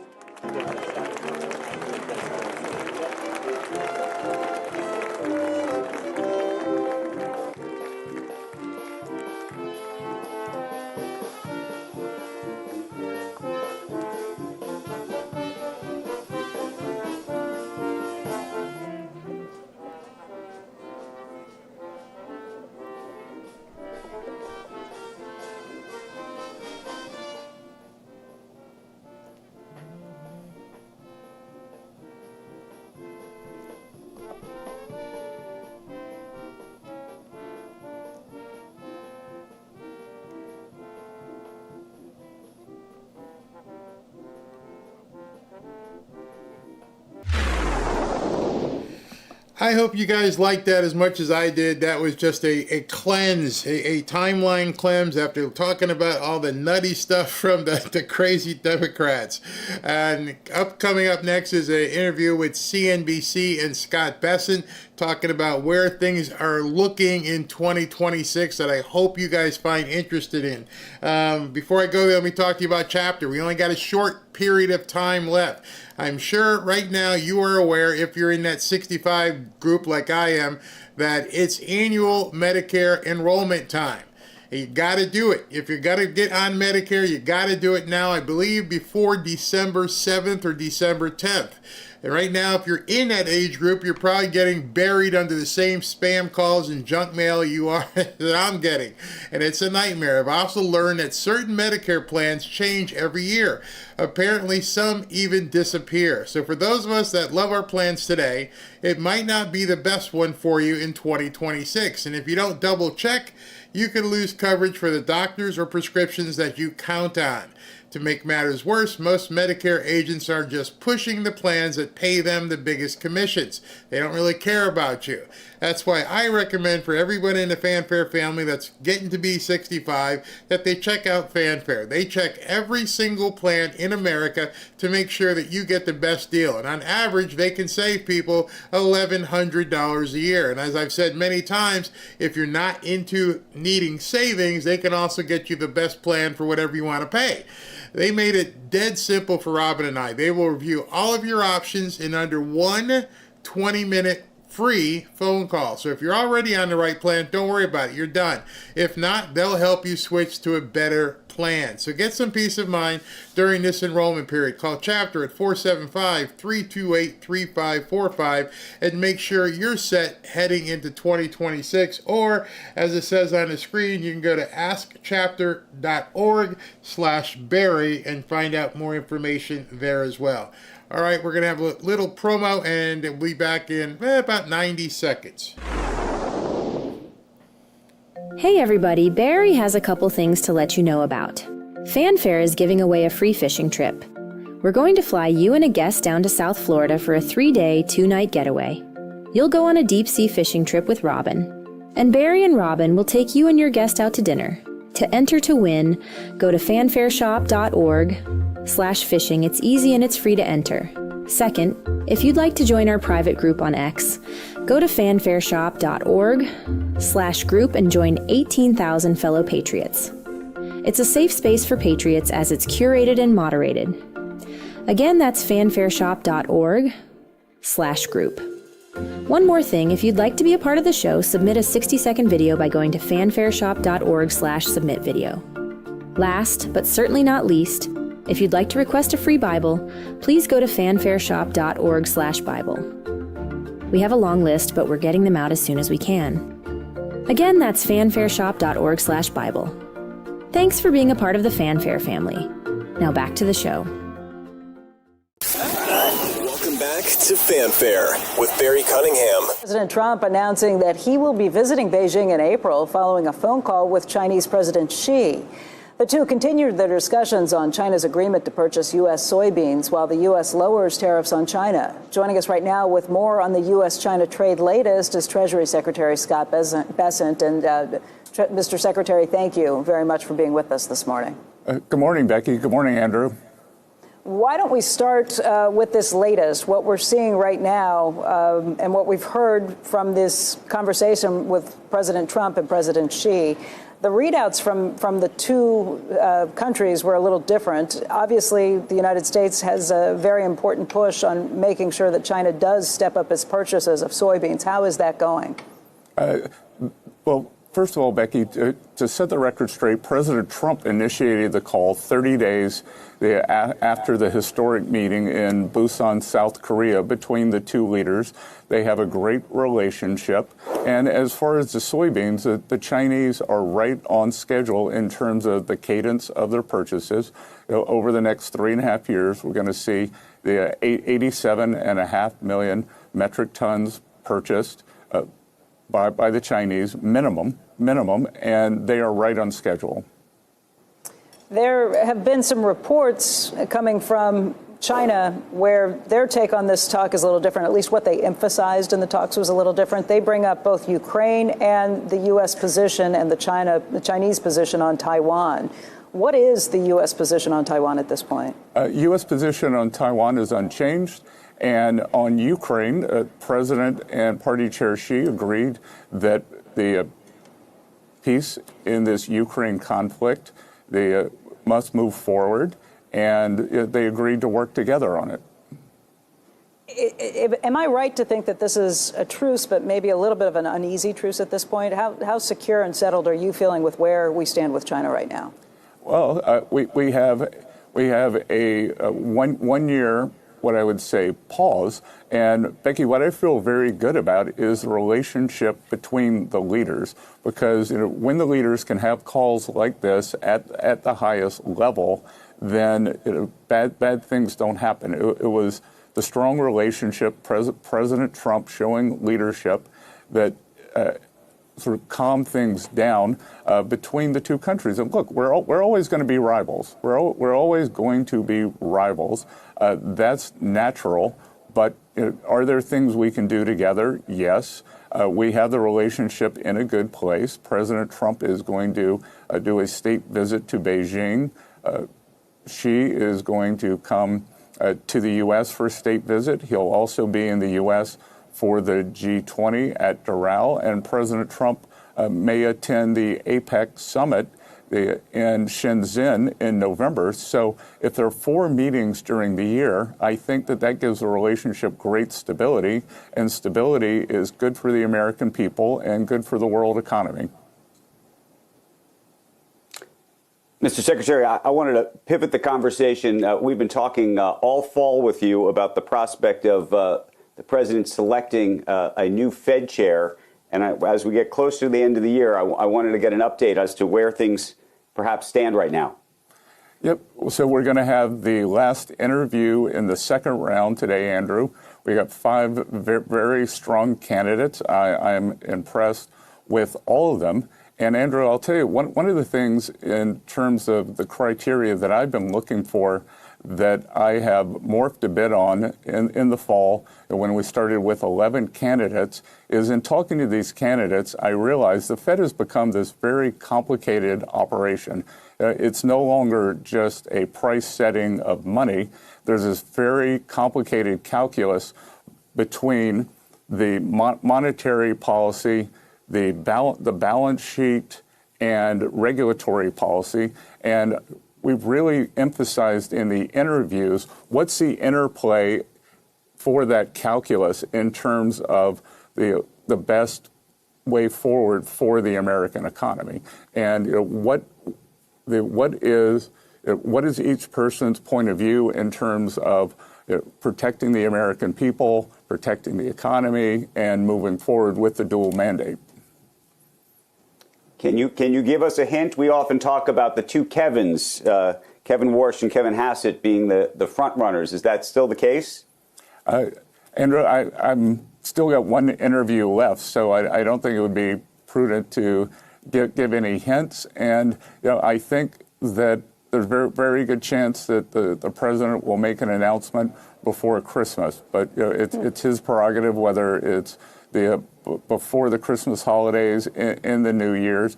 But things are moving along very well. Mr. Secretary, last week, the president, I'm not sure if he was joking or how serious he was about it. He said he loves everything you're doing, but if you don't get the Fed to lower interest rates soon, he might fire your butt. Well, Becky, if you were in the room, he was joking, and again, I think that we've gotten to this point where monetary policy has gotten very complicated, and it's more than just cutting rates. We've got this balance sheet, and what are we going to do with it? The Fed has taken us into a new regime and what is called ample reserves regime, and it looks like that might be fraying a bit here in terms of whether the reserves are actually ample in the system. There are all these facilities and operations, the standing repo facility, and I think we've got to kind of simplify things. The other thing too is that when you were on with Steve Leisman, you were showing all the Fed governors and the regional bank presidents kind of like baseball cards. And I think it's time for the Fed to move back into the background like it used to do, calm things down and work for the American people, set monetary policy on a good course. That this isn't this isn't sport, it's people's lives. And I think we just need to calm down. All these speeches by these bank presidents that are just redundant. Why don't they actually just come out and talk about the meaningful issues in the American people rather than the short-term view of the next meeting? Well, to be fair, the Fed governors, or the presidents of the banks at least, are hearing from people in their districts, and each of them may be hearing slightly different things about where the job market lays, where inflation lays, and that's probably usable information to hear from around the country. I guess my bigger question, no. But hold on for a minute, Becky. Yeah. Is that but that's not what they're talking about. That's not what they're talking about in their district. They're talking about some macro.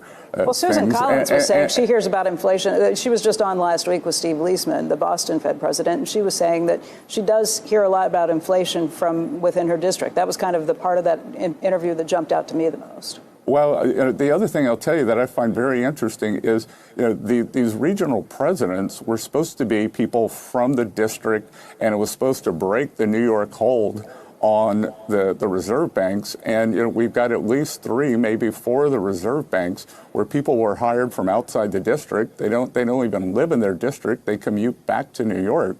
So these are New Yorkers, going out into the country and then coming back on weekends. I'm not sure that's the way the Federal Reserve was designed. Mr. Secretary, I'm curious how you grapple with this question. The president, and I believe yourself, have talked about perhaps the need to lower interest rates. The president's clearly made that case.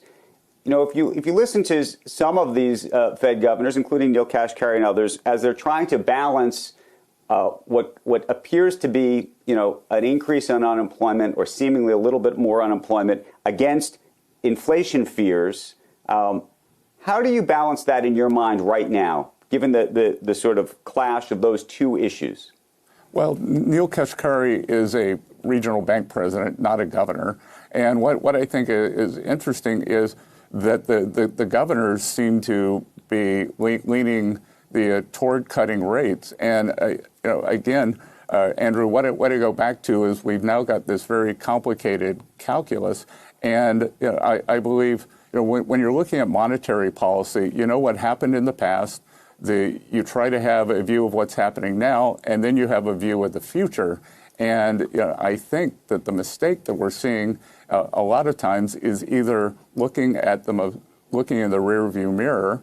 We're flying a little blind with the numbers here, but we've had 2 cuts thus far. And what do we know? That this Schumer shutdown, the longest in history, has shaved 1.5% off GDP, at least an $11 billion permanent hit. So we know the economy hasn't gotten better. So I'm not even sure what the discussion is here. And Mr. Secretary, I had actually maybe a curveball, maybe not. It was a curveball, I think, for all of us. I was curious what your reaction was watching the meeting between the president and the mayor-elect of New York, Mamdani. We've talked about the mayor-elect, us on the air before, and some of the president's views about socialism and the like. It does seem like they were at least buddy-buddy on the issue of affordability. Well, Andrew, I was in the room, and I think that you've got to have some admiration for a candidate who ran a campaign the way he did. It was a great campaign. He is clearly the leader of the Democratic Party now, and I think it speaks to how open-minded the president is that he invited him into the Oval. Senator Schumer never endorsed him. I don't even know if he's met with him. And President Trump wants the best for New Yorkers. I can tell you my impression of the mayor-elect is he's a young man with a lot of old ideas that have never worked. And point to one example where policies like his have led to anything other than a decline. But President Trump wants the best for the American people, and he hopes that New York will do well. It's easy to run a campaign, but the practical everyday of keeping people safe, picking up the trash, making the subways run on time, we'll see. Secretary Bessent, affordability has certainly been the key word, particularly since those elections, not just of Mamdani, but of the Democrats who won in both New Jersey and in Virginia. And there are a lot of questions about how to get our arms around those things. Healthcare is a big issue. The ACA tax credits being a big issue, too. There were reports that yesterday the president had been considering saying that he would extend the Obamacare tax subsidies, at least for a year, until things can get worked out. MS Now and other places are reporting that that was kind of shut down. But I wonder if you could tell us what the administration's plan is on this front, what you think the best way forward is, just in terms of trying to figure out what to do on both a short-term and a long-term basis. Well, let's go back and just talk about affordability. On March 12, 2024, I wrote a piece that got published, and it was on the 3 I's that were hurting the American people. It was immigration, interest rates, inflation. We can come back to it. I would add the insanity, and the insanity on the Democratic side. So we got 4 I's. This mass unfettered immigration is now under control. The border secure, which said couldn't be done. That was putting substantial downward pressure on working class wages, upward pressure on rent for working people. 2, interest rates have come down. The bond market's had its best year since 2020, so you can mark those off. And now we're working on the inflation and this insanity of the Democratic Party shutting the government down. Now we've got this brinksmanship.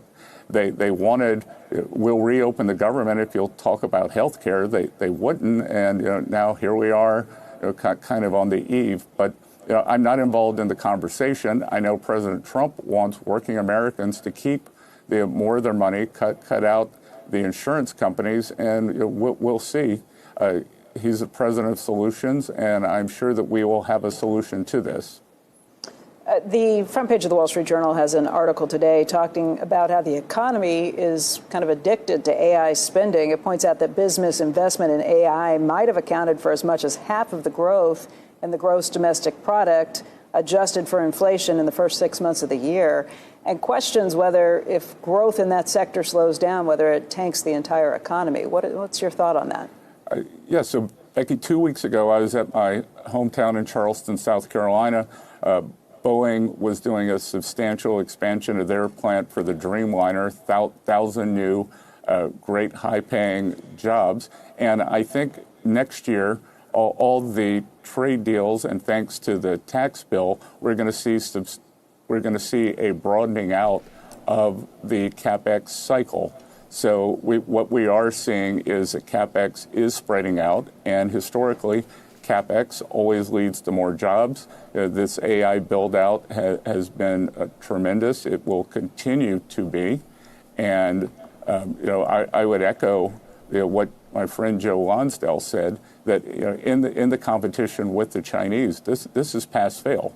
I want to jump in real quick because we talked a little bit about CapEx yesterday, and I'm being very careful not to come across as condescending, but I just want to make sure you understand the whole idea as to what CapEx is. He keeps referencing CapEx. They're having a high-level economic discussion here, and I just want to make sure you understand what CapEx is. So, as we're going towards the ends of the year right now, CapEx, which is short for capital expenditure, as part of the big, beautiful bill, you're allowed to write off a lot of capital expenditure. What is capital expenditure? If you want to buy new vehicles for your fleet, if you want to buy more equipment, if you want to invest in software, whatever you're going to put into your business, you're going to spend the money, and the idea behind it is if you spend the money, it should help your business grow. And if your business grows, you may be paying more people and getting more employees and things of that nature. The people who are building, supplying, whatever it is that you're going to be buying, they always have a problem with what they call the trickle-down effect, but they don't understand if you inhibit business from spending, then the trickle-down effect can't happen because the people aren't spending money. By incentivizing business to spend more, that means the people that they're buying from can employ more. Whether it's a guy who owns a pizza parlor, whether it's a guy who does television repair, and you need more screens or whatever, that all goes back into the economy. It's pretty simple when you think about it. If you're writing a check for something or you're slashing a credit card, somebody is getting paid to provide that goods and services. And the more goods and services they can provide, the more people that they would hire. So I keep getting yelled at because people say I'm treating people like kids. I just want to make sure you understand what capital expenditures really are. If we don't maintain our AI leadership, then everything else we're doing will be put to the side. But I'm very excited about the prospects for substantial non-inflationary growth last year, because also the deregulation is going to kick in. And to go back to your question on the Fed, this is where I think we may be in a 1990s scenario, and Alan Greenspan had the ability to have a framework, be forward-looking, look at the productivity that was going on, and I think we're seeing that same kind of productivity here.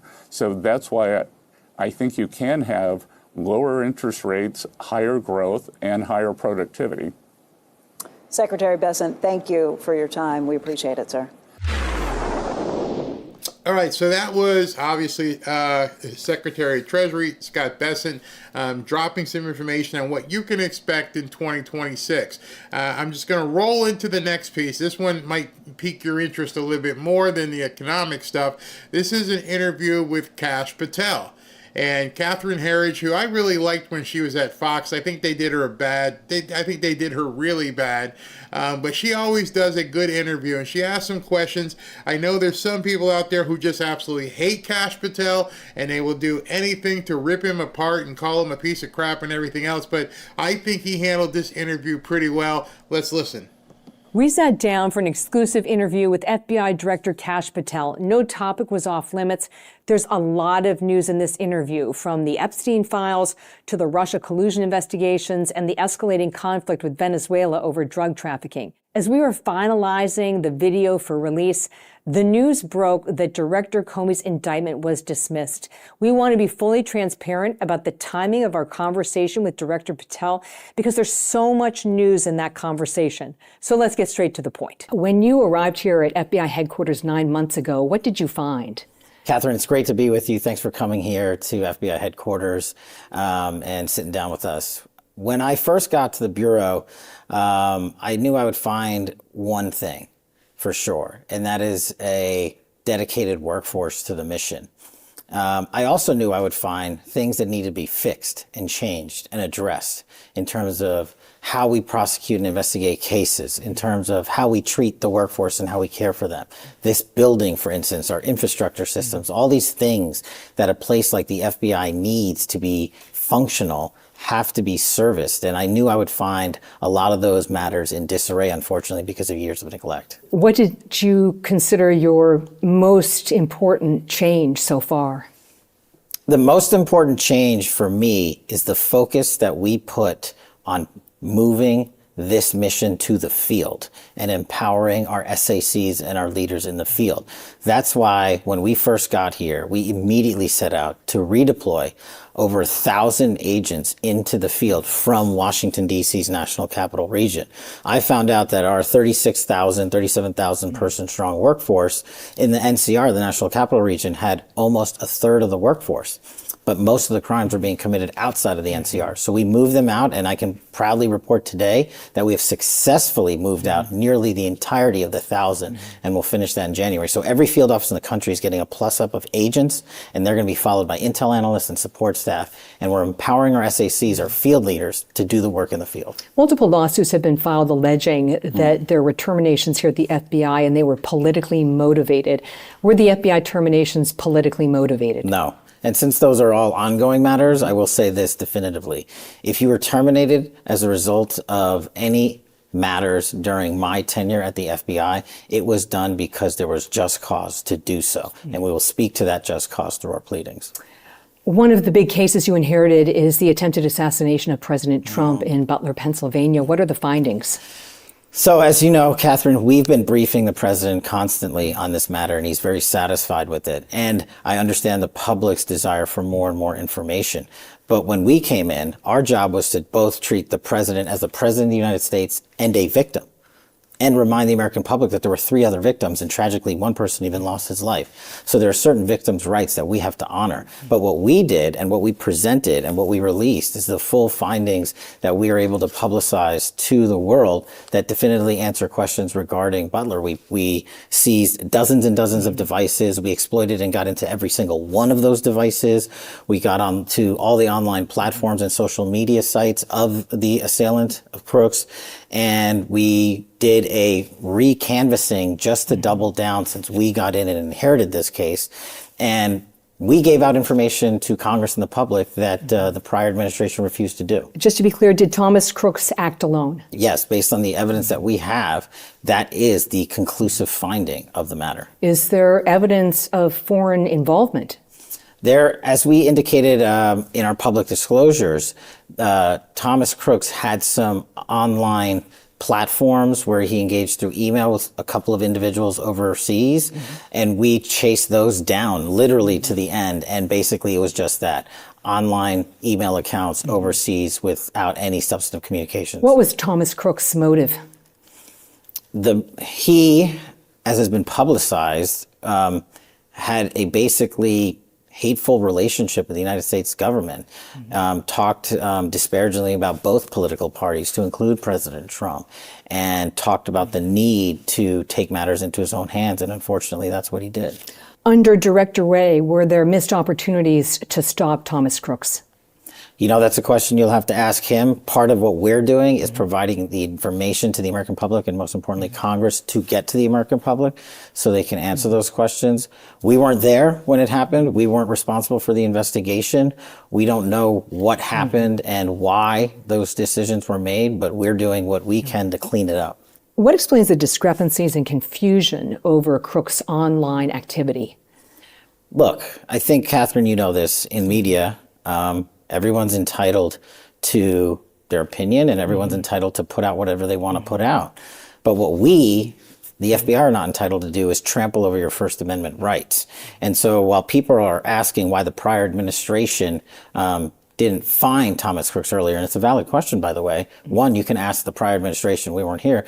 But two, this FBI or any FBI doesn't have the ability to go out and monitor, nor should it, people who are on YouTube or on social media platforms or on email platforms. And we have to balance both the criminality, if there is such, versus the First Amendment protections, which we must adhere to. You mentioned earlier that you've been briefing President Trump. Is President Trump satisfied by the findings? Yes.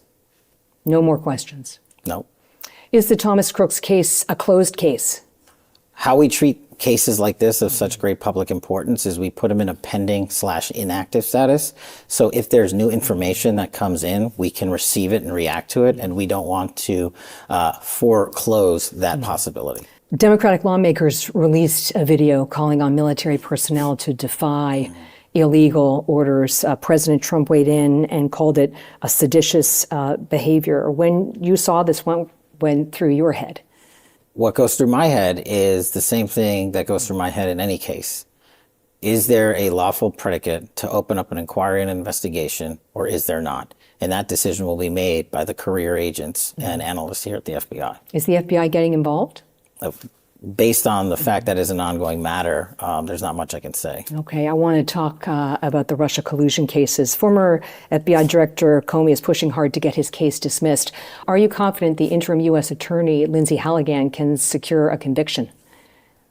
I can't comment on the finality of the case since it's pending and the allegations are before a court for Mr. Comey. But what I can tell you is this Department of Justice under the Attorney General and U.S. Attorney Lindsay Halligan have been following the facts and the law and making a presentment based solely on that. And the presentation of evidence that was divulged just recently in the pleadings shows the world the substantive information that we have collected when bringing this case and acting on the facts and the law. You know, respecting that there are ongoing investigations based on your recent congressional testimony, is the FBI pursuing a broader conspiracy that was allegedly designed to undermine President Trump? We have multiple ongoing matters surrounding that. It's no secret. We can discuss this limitedly because we have divulged it to Congress because we were working with our partners in oversight on Congress who have requested a voluminous amount of information. And what I want the American public to know is the baseline commitment we have to congressional oversight. Director Comey in his 3+ years turned over 3,000 pages of documents to Congress. Director Wray in his nearly 7 years turned over 13,000 pages to Congress. Us, this FBI, in 9 months, we're about to turn over our 40th 1,000 pages of documents to Congress already. To be clear, are you building a larger conspiracy case? We are going to continue to follow the facts and the law, and we have multiple teams working on these matters like any other case, and they will decide what to present and what not to present. Are the former GNI, James Clapper, and the former CIA Director, John Brennan, and others in the clear? Well, the FBI is not in the business of exonerating people.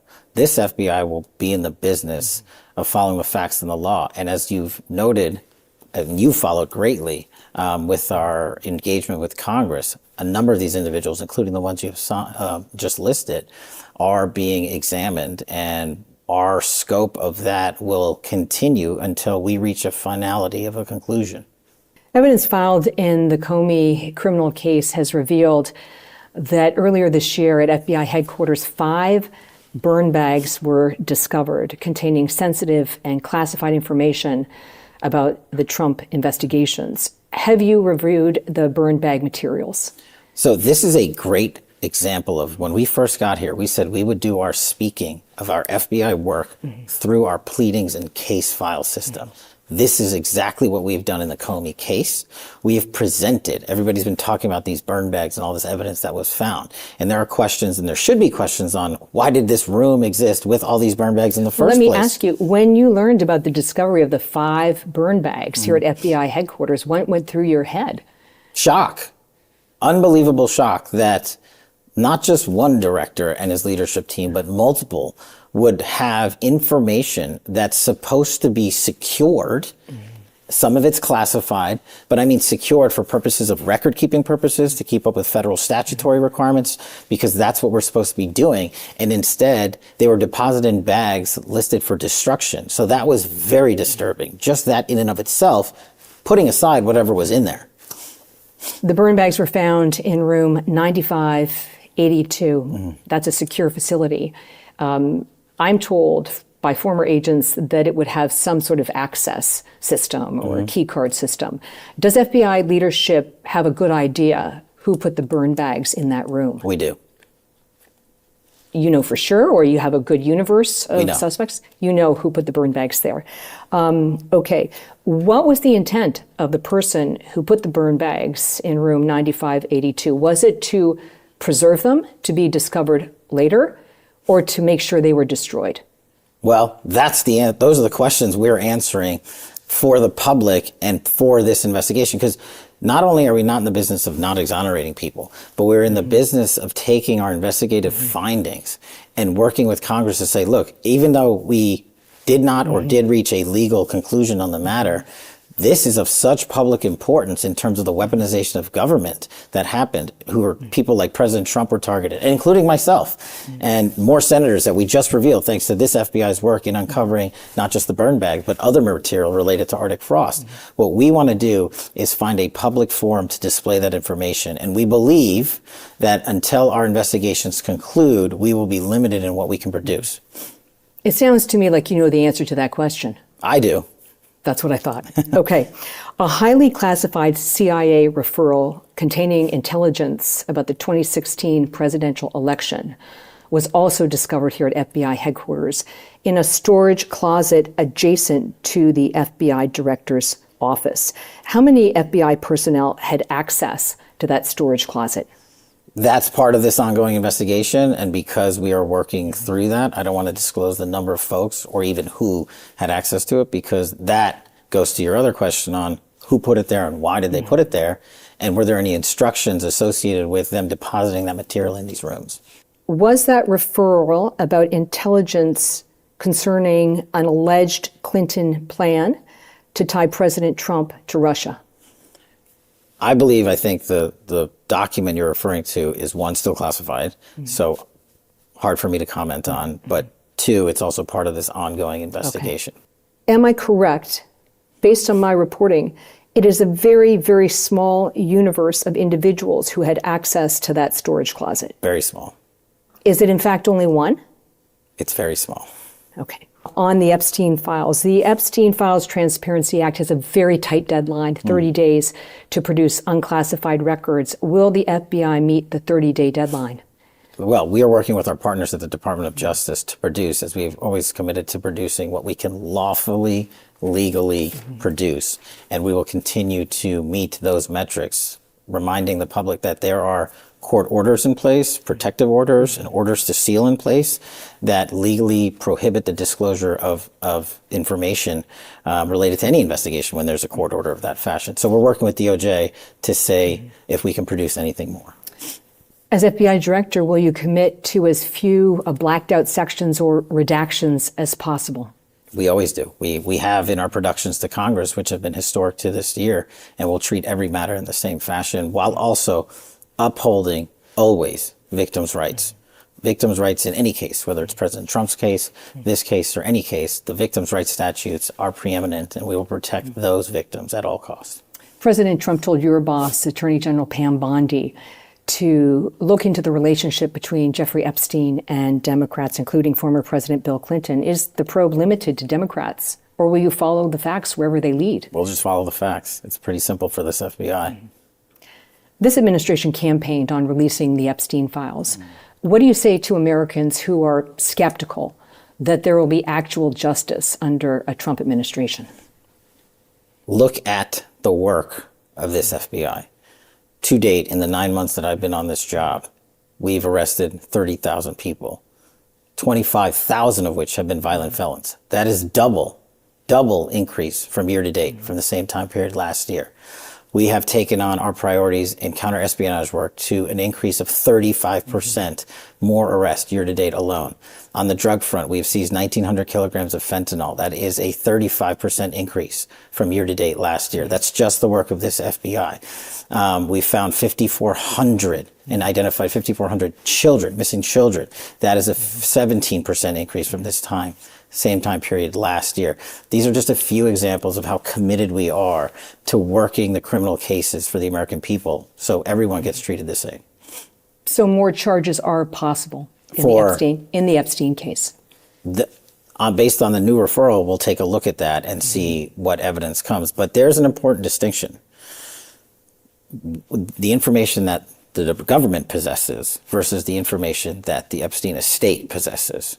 Those are two separate boxes of information, and the Epstein estate has not been willing to share information with the U.S. government, and so even though we've requested them to do so. Okay.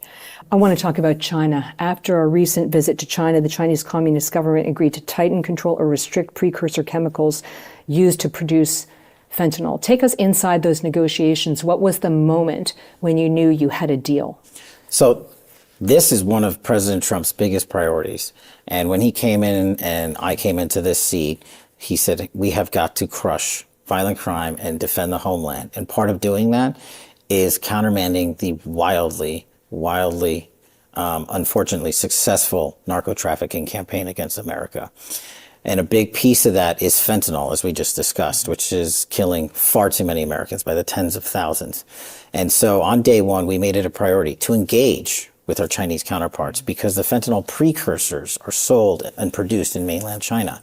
And thanks to President Trump's engagements with President Xi and his historic engagement with President Xi, we, and under this FBI, set out on a mission to go to China and meet with my counterpart at the Ministry of Public Security, and literally were welcomed into China and Beijing for the first time in a decade for an FBI director with a specific list of precursors. That's the ingredients that are used to make fentanyl, and a separate list of chemicals that are used to augment the production of fentanyl. And immediately at that table, I knew, based on President Trump's conversation with Xi Jinping and my current conversations with my counterpart, that we had struck an agreement to shut it off when we sat down, and they've adhered to it.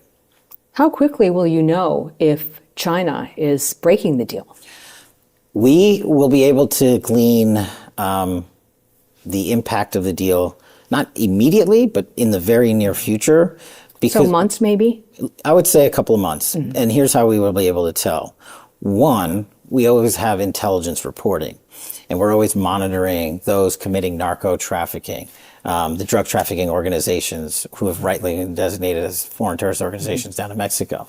We'll look into the intelligence and see, are there reflections? Is there chatter about, can they make fentanyl? Do they have the precursors? Are they going to find artificial substitutes to those artificial precursors themselves? Mm-hmm. Those would be immediate ways for us to find out. And ultimately, we'll just know from the amount of fentanyl we're seizing and seeing come across the border and into America and how much is being sold on the streets. And so that'll take a couple of months. Have the consequences of cheating on the deal been communicated to China? I think that is a higher level decision point that the president and Secretary Rubio are engaging on. There's the matter of tariffs, but we in the FBI are just playing our part under that big deal to make sure fentanyl is off. And I think and believe that the Chinese will keep to their commitment on this because of President Trump's leadership. On the Charlie Kirk assassination investigation, you testified recently that more than 20 people were on the Discord chat related to the suspect, Tyler Robinson. Mm-hmm. Have you spoken to those people? Is it now a larger universe of 20 people? Well, so with the Charlie case, It's a matter that is being led by the state authorities in Utah because it is a homicide investigation that is being prosecuted by the state. So us as the FBI are partners and part of that prosecution team. We're not the lead, and it's very much ongoing. So there is a lot of legal process being doled out, and we are committed to issuing every piece of legal process and search warrant that we can to talk to absolutely everyone and anyone who had anything to do with the assassination of my friend. And we're going to continue to do that and also honor the prosecutor's wishes in how we do that and what we release publicly. Respecting that it is an ongoing investigation, is there any evidence of foreign involvement? Is there any evidence that Tyler Robinson had help?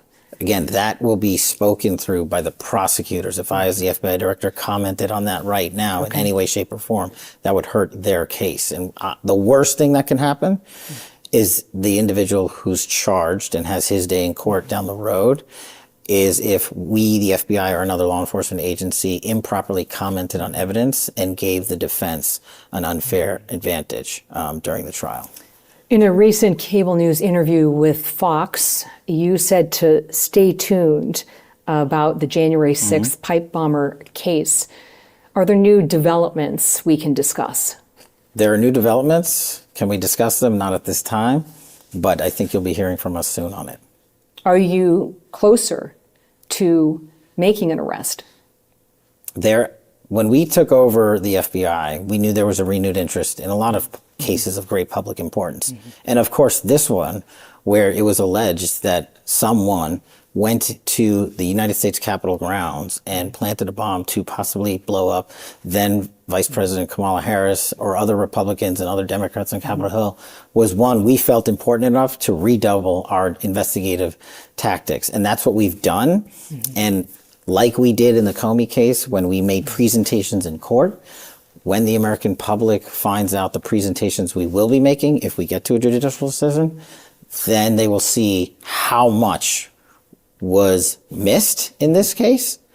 And what we have done, and I hope the American public will realize, our commitment to putting out as much information as we can, when we can, on cases of great public importance. There's been a lot of media reporting about the pipe bomb case recently. Have there been any significant breakthroughs for the FBI in recent days? Yes. Of course, I'd like to have a little bit more, but can you share any more?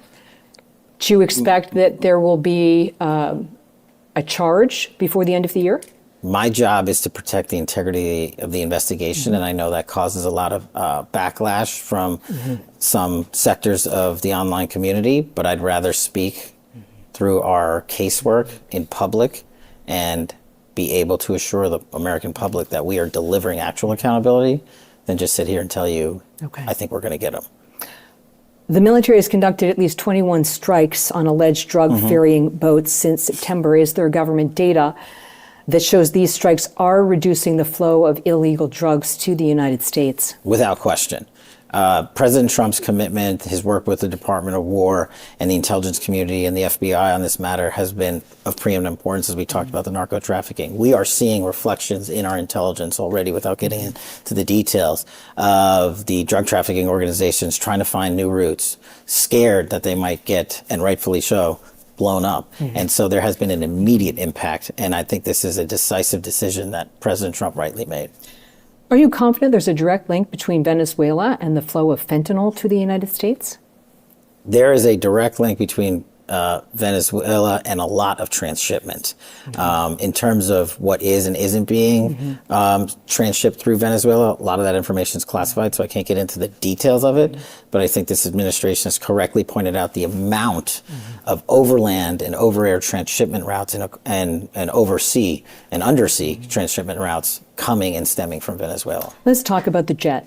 You flew on a Department of Justice jet to visit your girlfriend, Alexis Wilkins, performing at an event at State College. Were any rules broken? No. And I'm shocked that people would, well, I guess I'm not shocked anymore. This FBI, under my leadership, changed the FBI plane use requirements. so that we could save the taxpayer money. I am the only director to ever mandate the use of government airfields. The prior directors utilized airfields like Reagan National to the tune of $4 million for takeoffs and landings. And so I think this is another distraction from the work that we are doing here at the FBI. And the fact that members of Congress are up in arms about it, why don't we ask them how often they went home during the government shutdown and how much money they spent going home and who they traveled with and how many delegations they had. Is there a brief update on the status of the new FBI headquarters? There's a great update. You're here in the old one, which we can confidently say is the old one. We're moving to the Ronald Reagan building, which is just basically across the street. Mm-hmm. It is a project that people have been trying to accomplish since 2000. And under President Trump's leadership, he saw that this building was unsafe for the workforce. And if you guys walk around with your camera crew, you'll literally see netting here that is holding up falling pieces of cement so it doesn't hit employees on the head.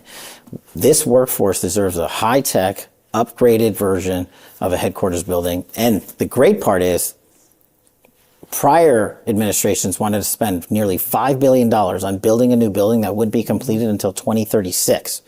We are taking already appropriated funds in the maintenance of just this building and utilizing, instead of the maintenance of this building, to move over into Reagan and upgrade it. And we will save over $3.5 billion by doing so. We've already secured and moved into one of the floors over there. And now we have some security assessment work going on. And I hope by the end of next year, we'll have a large chunk of our workforce there. And we'll also consolidate a lot of the wasteful spending on leases in other government properties that the FBI uses in the NCR and come under one place. Final question.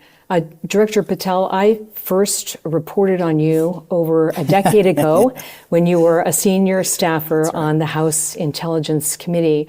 2015, 2016, the Russia collusion allegations. I since left Fox, went to CBS. I'm now working as an independent journalist. If you'd asked me a decade ago, I would not have imagined that we would be sitting right here today. Director, you could have given this wide-ranging interview to any major corporate outlet. Why choose independent journalism? I'm glad you said that, because your work speaks for itself. And the work that I did as a staffer on Russiagate, the work that you did to educate the world on the ultimate weaponization of government during Russiagate and the abuse and the unlawful practices before a secret court to surveil a political opponent based on political garbage and the lies the FBI presented to that court. Remember what they said about us a decade ago. Well, that's going to have to be for another interview. But why give the interview to an independent journalist? Because you were right to put out that information, and I was right to investigate it and put out the facts. And the reason I gave you this interview is because you're committed to putting out the facts and none of the hyperbole, and you've done that your entire career. Well, thank you, Director Patel. We appreciate the time here on Straight to the Point. Thanks so much, Catherine. Breaking news into the Fanfare news feed. All right, so you're not going to believe this. This came out just as he was doing that interview, or rather, as you were watching the interview. We were talking about how the left is just completely bonkers. Okay. New breaking news. MS Now has just learned that FBI Director Kash Patel may be out of a job in the coming months. 3 people with knowledge of the situation say President Trump and his top aides have grown tired of Patel and the unflattering headlines he's been generating recently, including using a government jet to visit his girlfriend and enlisting a SWAT team as her security detail. Joining us, MS Now Justice and Intelligence reporter Ken Delanian and MS Now White House reporter Laura Barone Lopez. Both of them broke this story along with Carol Leonnig. Ken. If Ken Delanian is a part of a story, you can absolutely believe that it's BS. The guy is nothing but a deep state mouthpiece. He is always saying stupid stuff that ends up getting what would normally be egg on somebody's face, but not for him. He can say whatever he wants. However, he causes people to have to respond, and respond they did. This is from Caroline Levitt. This story is completely made up. And how bad was it completely made up? When the fake news published it, I was in the Oval Office where President Trump was meeting with his law enforcement team, including Kash Patel. I read the headline to the president and he laughed. He said, "What? That's totally false. Come on, Kash. Let's take a picture to show them you're doing a great job. Do not believe the fake news." And she went and took a picture of Kash and President Trump. What I'm seeing right now happening in the news is telling me something massive is about to happen. Something really big is about to occur because the gaslighting and propaganda is off the charts. They are going absolutely bat poop crazy trying to cover for things that if they were true, they wouldn't have to do so. And one of those things is they just announced that the FBI, in addition to the Pentagon, the FBI is now going to get involved and actually interview or interrogate Mark Kelly and a few other people. So there's a whole bunch of stuff going on.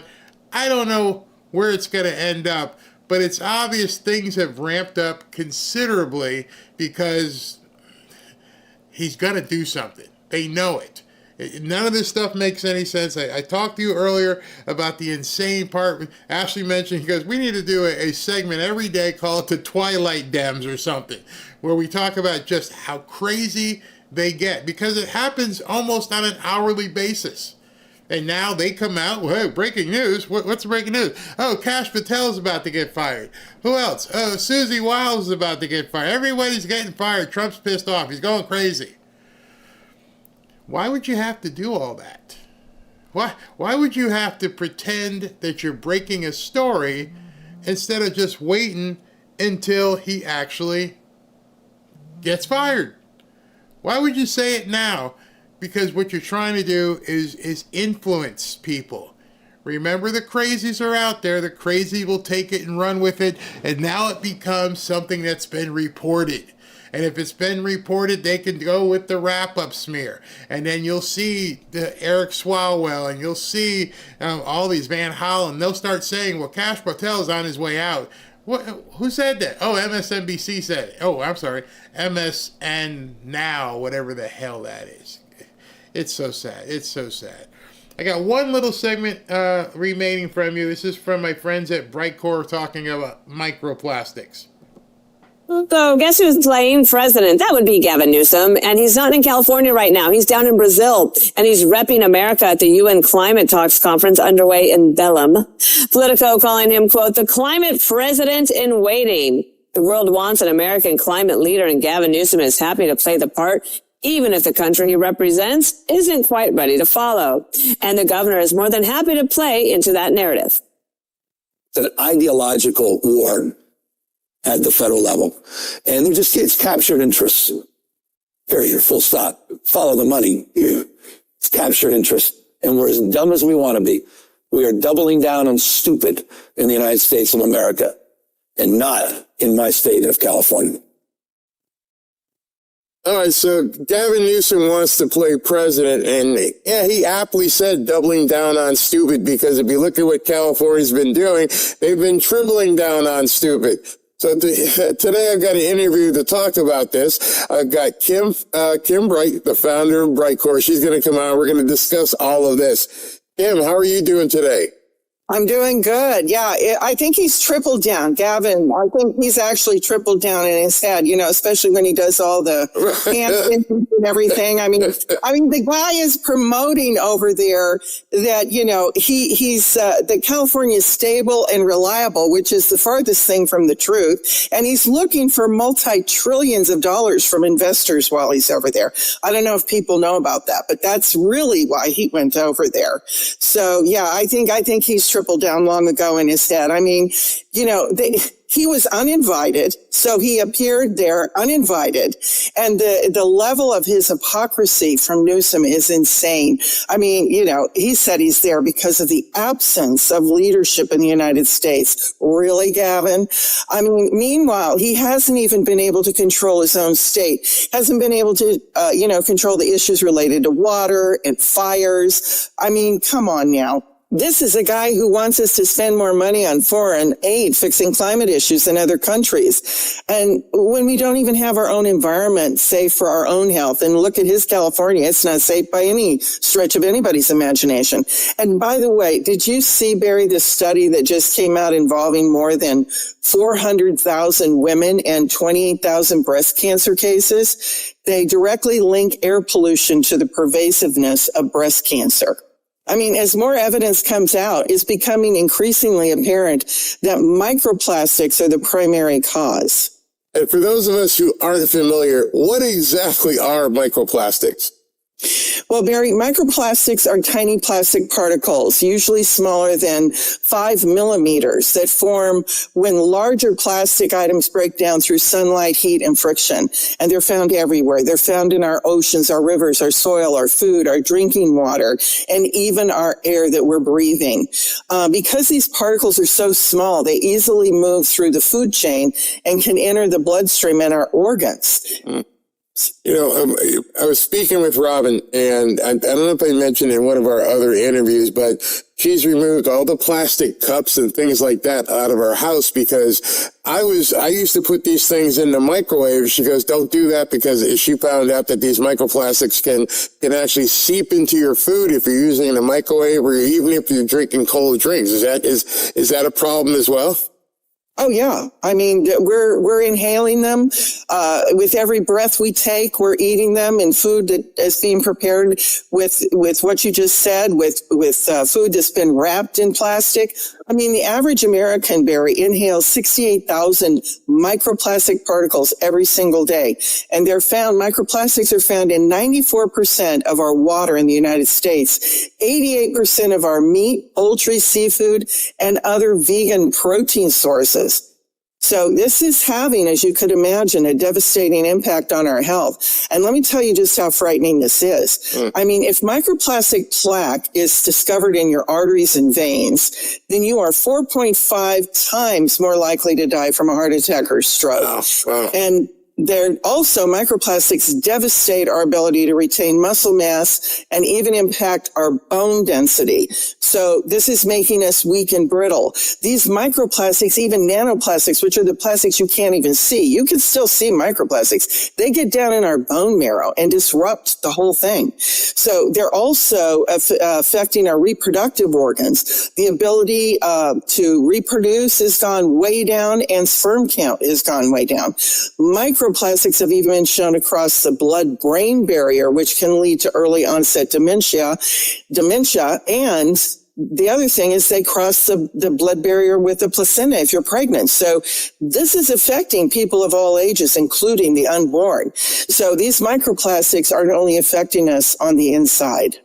I have a question for you, and it might not be something you studied, but it just happened to dawn on me. There's two things. One, when you're ordering from Uber Eats or DoorDash and they're bringing over the styrofoam food and everything else, I wonder if it's possible to ask them to package it differently. And if not, does it matter how fast you get that food out of those plastic containers? And then two, and this one's a little bit more political, you think this was all intentional? Because you mentioned birth rates and fertility.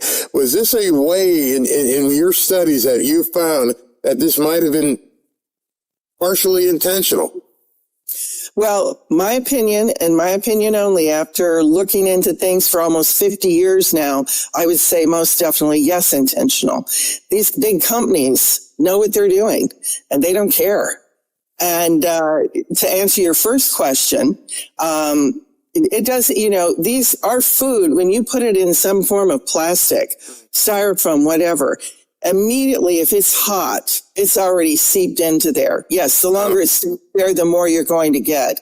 But restaurants are going to have to change. It's such a huge problem, because how in the world are we going to have the convenience without plastic? And people they're so sucked into having convenience. And I don't know how we're going to solve this problem. Oh my God. Now I'm thinking as you're talking, besides the food being in a container, it usually comes with a plastic fork. And so you're actually shoveling the food and touching and licking on that plastic floor. Oh my God, this is a nightmare. Absolute nightmare. And is there any link to the microplastic exposure and how fast Americans are aging now? Oh, yeah. There's so many studies out there. This one study that I read suggests that microplastic exposure is linked to accelerated aging. Yes, emerging research from in vitro and animal studies are suggesting microplastics can contribute to premature skin aging. And the primary mechanisms involve inducing oxidative stress. That means it produces a lot of free radicals and chronic inflammation, which damages all our tissues and our skin cells. Now, microplastics affect skin aging, again, because of oxidative stress that's producing free radicals, inflammation, and hormone disruption, as well as cellular damage and skin barrier dysfunction is the result. So microplastics are slowly killing us from the inside out, as well as from the outside in. But there are measures that we can take to stop this from happening, Barry. But the most frightening thing of all, let me tell you, is microplastics are altering our DNA. They're causing DNA damage. They're changing the gene expression of the DNA. They're interfering with DNA repair mechanisms. And this is so concerning because it's the leading risk factor for diseases like cancer. Well, this study that you're showing is trying to say, let me just quote it. They concluded, the antibiotic tolerant probiotic presented in kimchi suppresses expression of carcinogen activating enzymes and possesses many other health benefits, such as suppression of growth and development of pathogenic bacteria, intestinal regulation, and immune boosts, especially the WC biara and L. plantarum found in kimchi, had many effects like anti-inflammatory, immune modulating, and blood cholesterol reducing activity, which may account for their cancer preventative anti-cancer potential. This is a study that's saying kimchi, this food, this centuries and centuries old food, can actually have these beneficial bacteria that help us with this. So just by avoiding and limiting the use of plastic is not enough, Barry. We've got to take active steps to remove these toxins from the body before they do irreversible damage. And I know more information is coming out daily about how our gut microbiome is the number one weapon that we have to combat microplastics and all other types of toxins. And I can tell you, I found another study, and I was so excited when I found this study. It's about degrading the most toxic chemical in plastic, BPA. This BPA is degraded by Bacillus pumilus. It's a unique strain of bacteria found in kimchi. So there's studies out there showing that we can degrade these microplastics. And there was another study, a 2025, very recent one, that showed another lactobacillus strain found in kimchi, again, can actually absorb and excrete the microplastics in vivo. That means in living things. This particular bacteria is called Bacillus paracasi. And this study also highlighted one of the bacteria I said prior, which is Bacillus plantarum. What is BPA? I mean, some people get confused, I think, if they don't understand how this stuff is working and how kimchi will help break all this. The fermentation helps with this process. What is the BPA? Is that a good thing or bad thing? BPA is the most toxic part of plastic. It's one. These are chemicals we're talking about that when you apply heat to them, they get stronger, and they don't degrade easily. They stay for years and years and years in our environment, whether it's in the air, whether it's in the soil.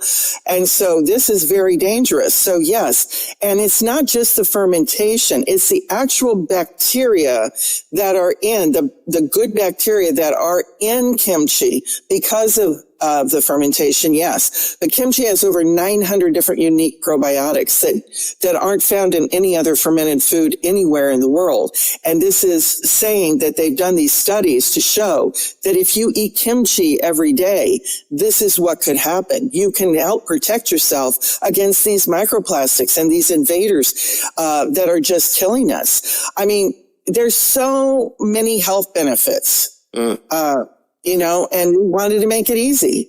So kimchi has all these benefits, but obviously some people can't eat it every single day, especially with the holidays coming up. A lot of people are going to be traveling. What exactly can they do? What can somebody do who wants to help with beat these microplastics without having to cook kimchi or take it on the road with them? Well, the whole thing here is we want to make it easy and convenient for people to have every day. A lot of people don't like the smell or the taste of it.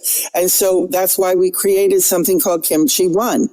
It's easy for you to consume every day as capsules without that bad taste and odor that people don't like. It's low in sodium. A lot of people are on sodium-restricted diets, Barry.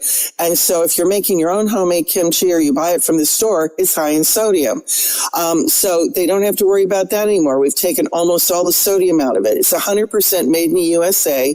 It's all natural, non-GMO. And Barry, we have so many success stories. Yeah, I mean, they're unbelievable. I've heard it just from the people in our community who have taken it and they feel so much better, and yours truly and my wife as well, because I want everyone to know. Remember the old commercial with Hair Club for Men, and the guy goes, I'm not just an advertiser, I'm actually a client. Like, I have to give full disclosure. We actually take it. Kim has shown both my wife and I how to shop in a store. Ever since the day, the first time I talked to you, it's all shopping on the perimeter, and it's made such a big difference to me personally. Sometimes I'm in this chair for 5, 6, 7 hours a day, and between the energy I have to expel and Robin wants to make sure I'm eating right, I've noticed a difference. So just for the ones in our community who haven't noticed it yet, do you have a special offer for our viewers today? Well, I do, but I want to say before we get to that special offer that people that had problems with their digestion, their regularity, their immune system, 70-80% of our immune system is in our gut. So you have to take care of your gut. They used to get sick all the time. They're not getting sick. They're regular. People that had high blood pressure, their blood pressure has gone down to more normalized. They're getting off their statins. Let me read you one testimonial, Barry, if you bear with me. This one lady wrote us, Kimchi One is life-changing. My daughter had a hard grapefruit-sized abdominal hernia with terrible pains every day for the last month, having to wear a hernia belt. On day 5 of 3 Kimchi Ones daily, her pain is gone. No belt needed. Gurgling has stopped, and the hernia is soft and is a tennis ball size. For myself, I'm on it 7 days, and I've lost 4 pounds. My food cravings are gone, and I have so much more energy, and I am thrilled for this wonderful product, Kimchi One. And that was Rebecca. Wow, that's very cool. I mean, to reduce a hernia, wow, the pain especially that goes along with that's simply amazing. Like I said, I've had a lot of people in the comments who have said what has transformed just by taking it very quickly too. Doesn't take like a month. It actually begins working very quickly. I've noticed it, myself. So what is the offer that you have for everybody? Well, they can go to mybrightcore.com/Barry and use the code Barry to get 25% off, or call 888-418-6738. And we're going to give you up to 50% off your order plus free shipping. And we're going to it's the season of Thanksgiving is coming up. We're thankful for you, Barry. We're thankful for all your viewers. And we wanted to give something very special called Fortify. Now, this is an amazing product. I'm trying to get it on the screen here, because it contains all 9 essential amino acids, and we lose those as we're aging, and they protect us against cellular damage. They help retain our muscle mass. They boost hormone production and support our brain chemistry. And so this is very expensive, this product, but we normally don't give it away as a gift, but we want to support people during the holiday season. So call 888-418-6738, get free shipping, get up to 50% off your order, and get a free bottle of Fortify. All right, so in closing, I had a couple of breaking stories for you. I mean, some absolutely crazy stuff. If you didn't think or didn't want to believe that we were in the midst of a civil war, I want you to, I want you to check out this story. because your mind will change. Who put this out? Nick Sorter dropped this. It says, breaking, a DOJ employee has just been charged with terrorism after allegedly doxing Border Patrol agents to a man who wanted to take the agents out. The rot within the DOJ runs deep. The DOJ needs to be purged. Here, let me go ahead and play the video for you. First at 5, a federal employee charged with terrorism. She is accused of sharing the name of a federal agent with someone who made a threat against them. Thank you for joining us at 5. I'm Christine Galvan. Javi is off today. We learned of Karen De Leon's arrest just within the last 20 minutes. The Cameron County DA's office says she revealed the agent's name on a social media live stream. The stream was part of a federal law enforcement operation in June. Another man reportedly made a death threat toward one of the agents in the live stream. That is who she allegedly gave the agent's name to. The DA's office says De Leon is an employee at the United States Attorney's Office in Brownsville. She is charged with terrorism and tampering with evidence. It's going to get bad. It is really going to get bad. These crazies have been activated. Got another one for you. James O'Keefe just exposed a director at the U.S. Government Accountability Office called the GAO, admitting he and other deep state actors are obstructing RFK Jr. He says that they stole and backed up vaccine data HHS reportedly removed. He says that if they ever find a way to get me, I'm done. I hope nobody figures it out. I'd watch out for the vaccine denying HHS. I can't show you the video because the people here at YouTube wouldn't want me to show that to you. Last one I want to bring you because this stuff just keeps coming out.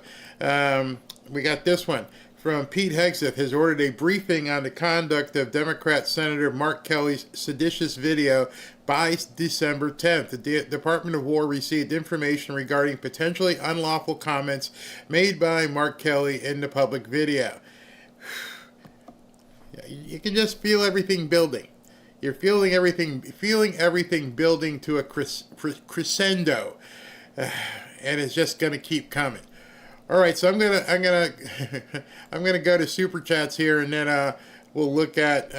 Hopefully, I can get the movie cleared. When I say cleared, I have to figure out which service will allow me to show the movie tonight, and if I can do it, we'll go do it, and we'll do it live.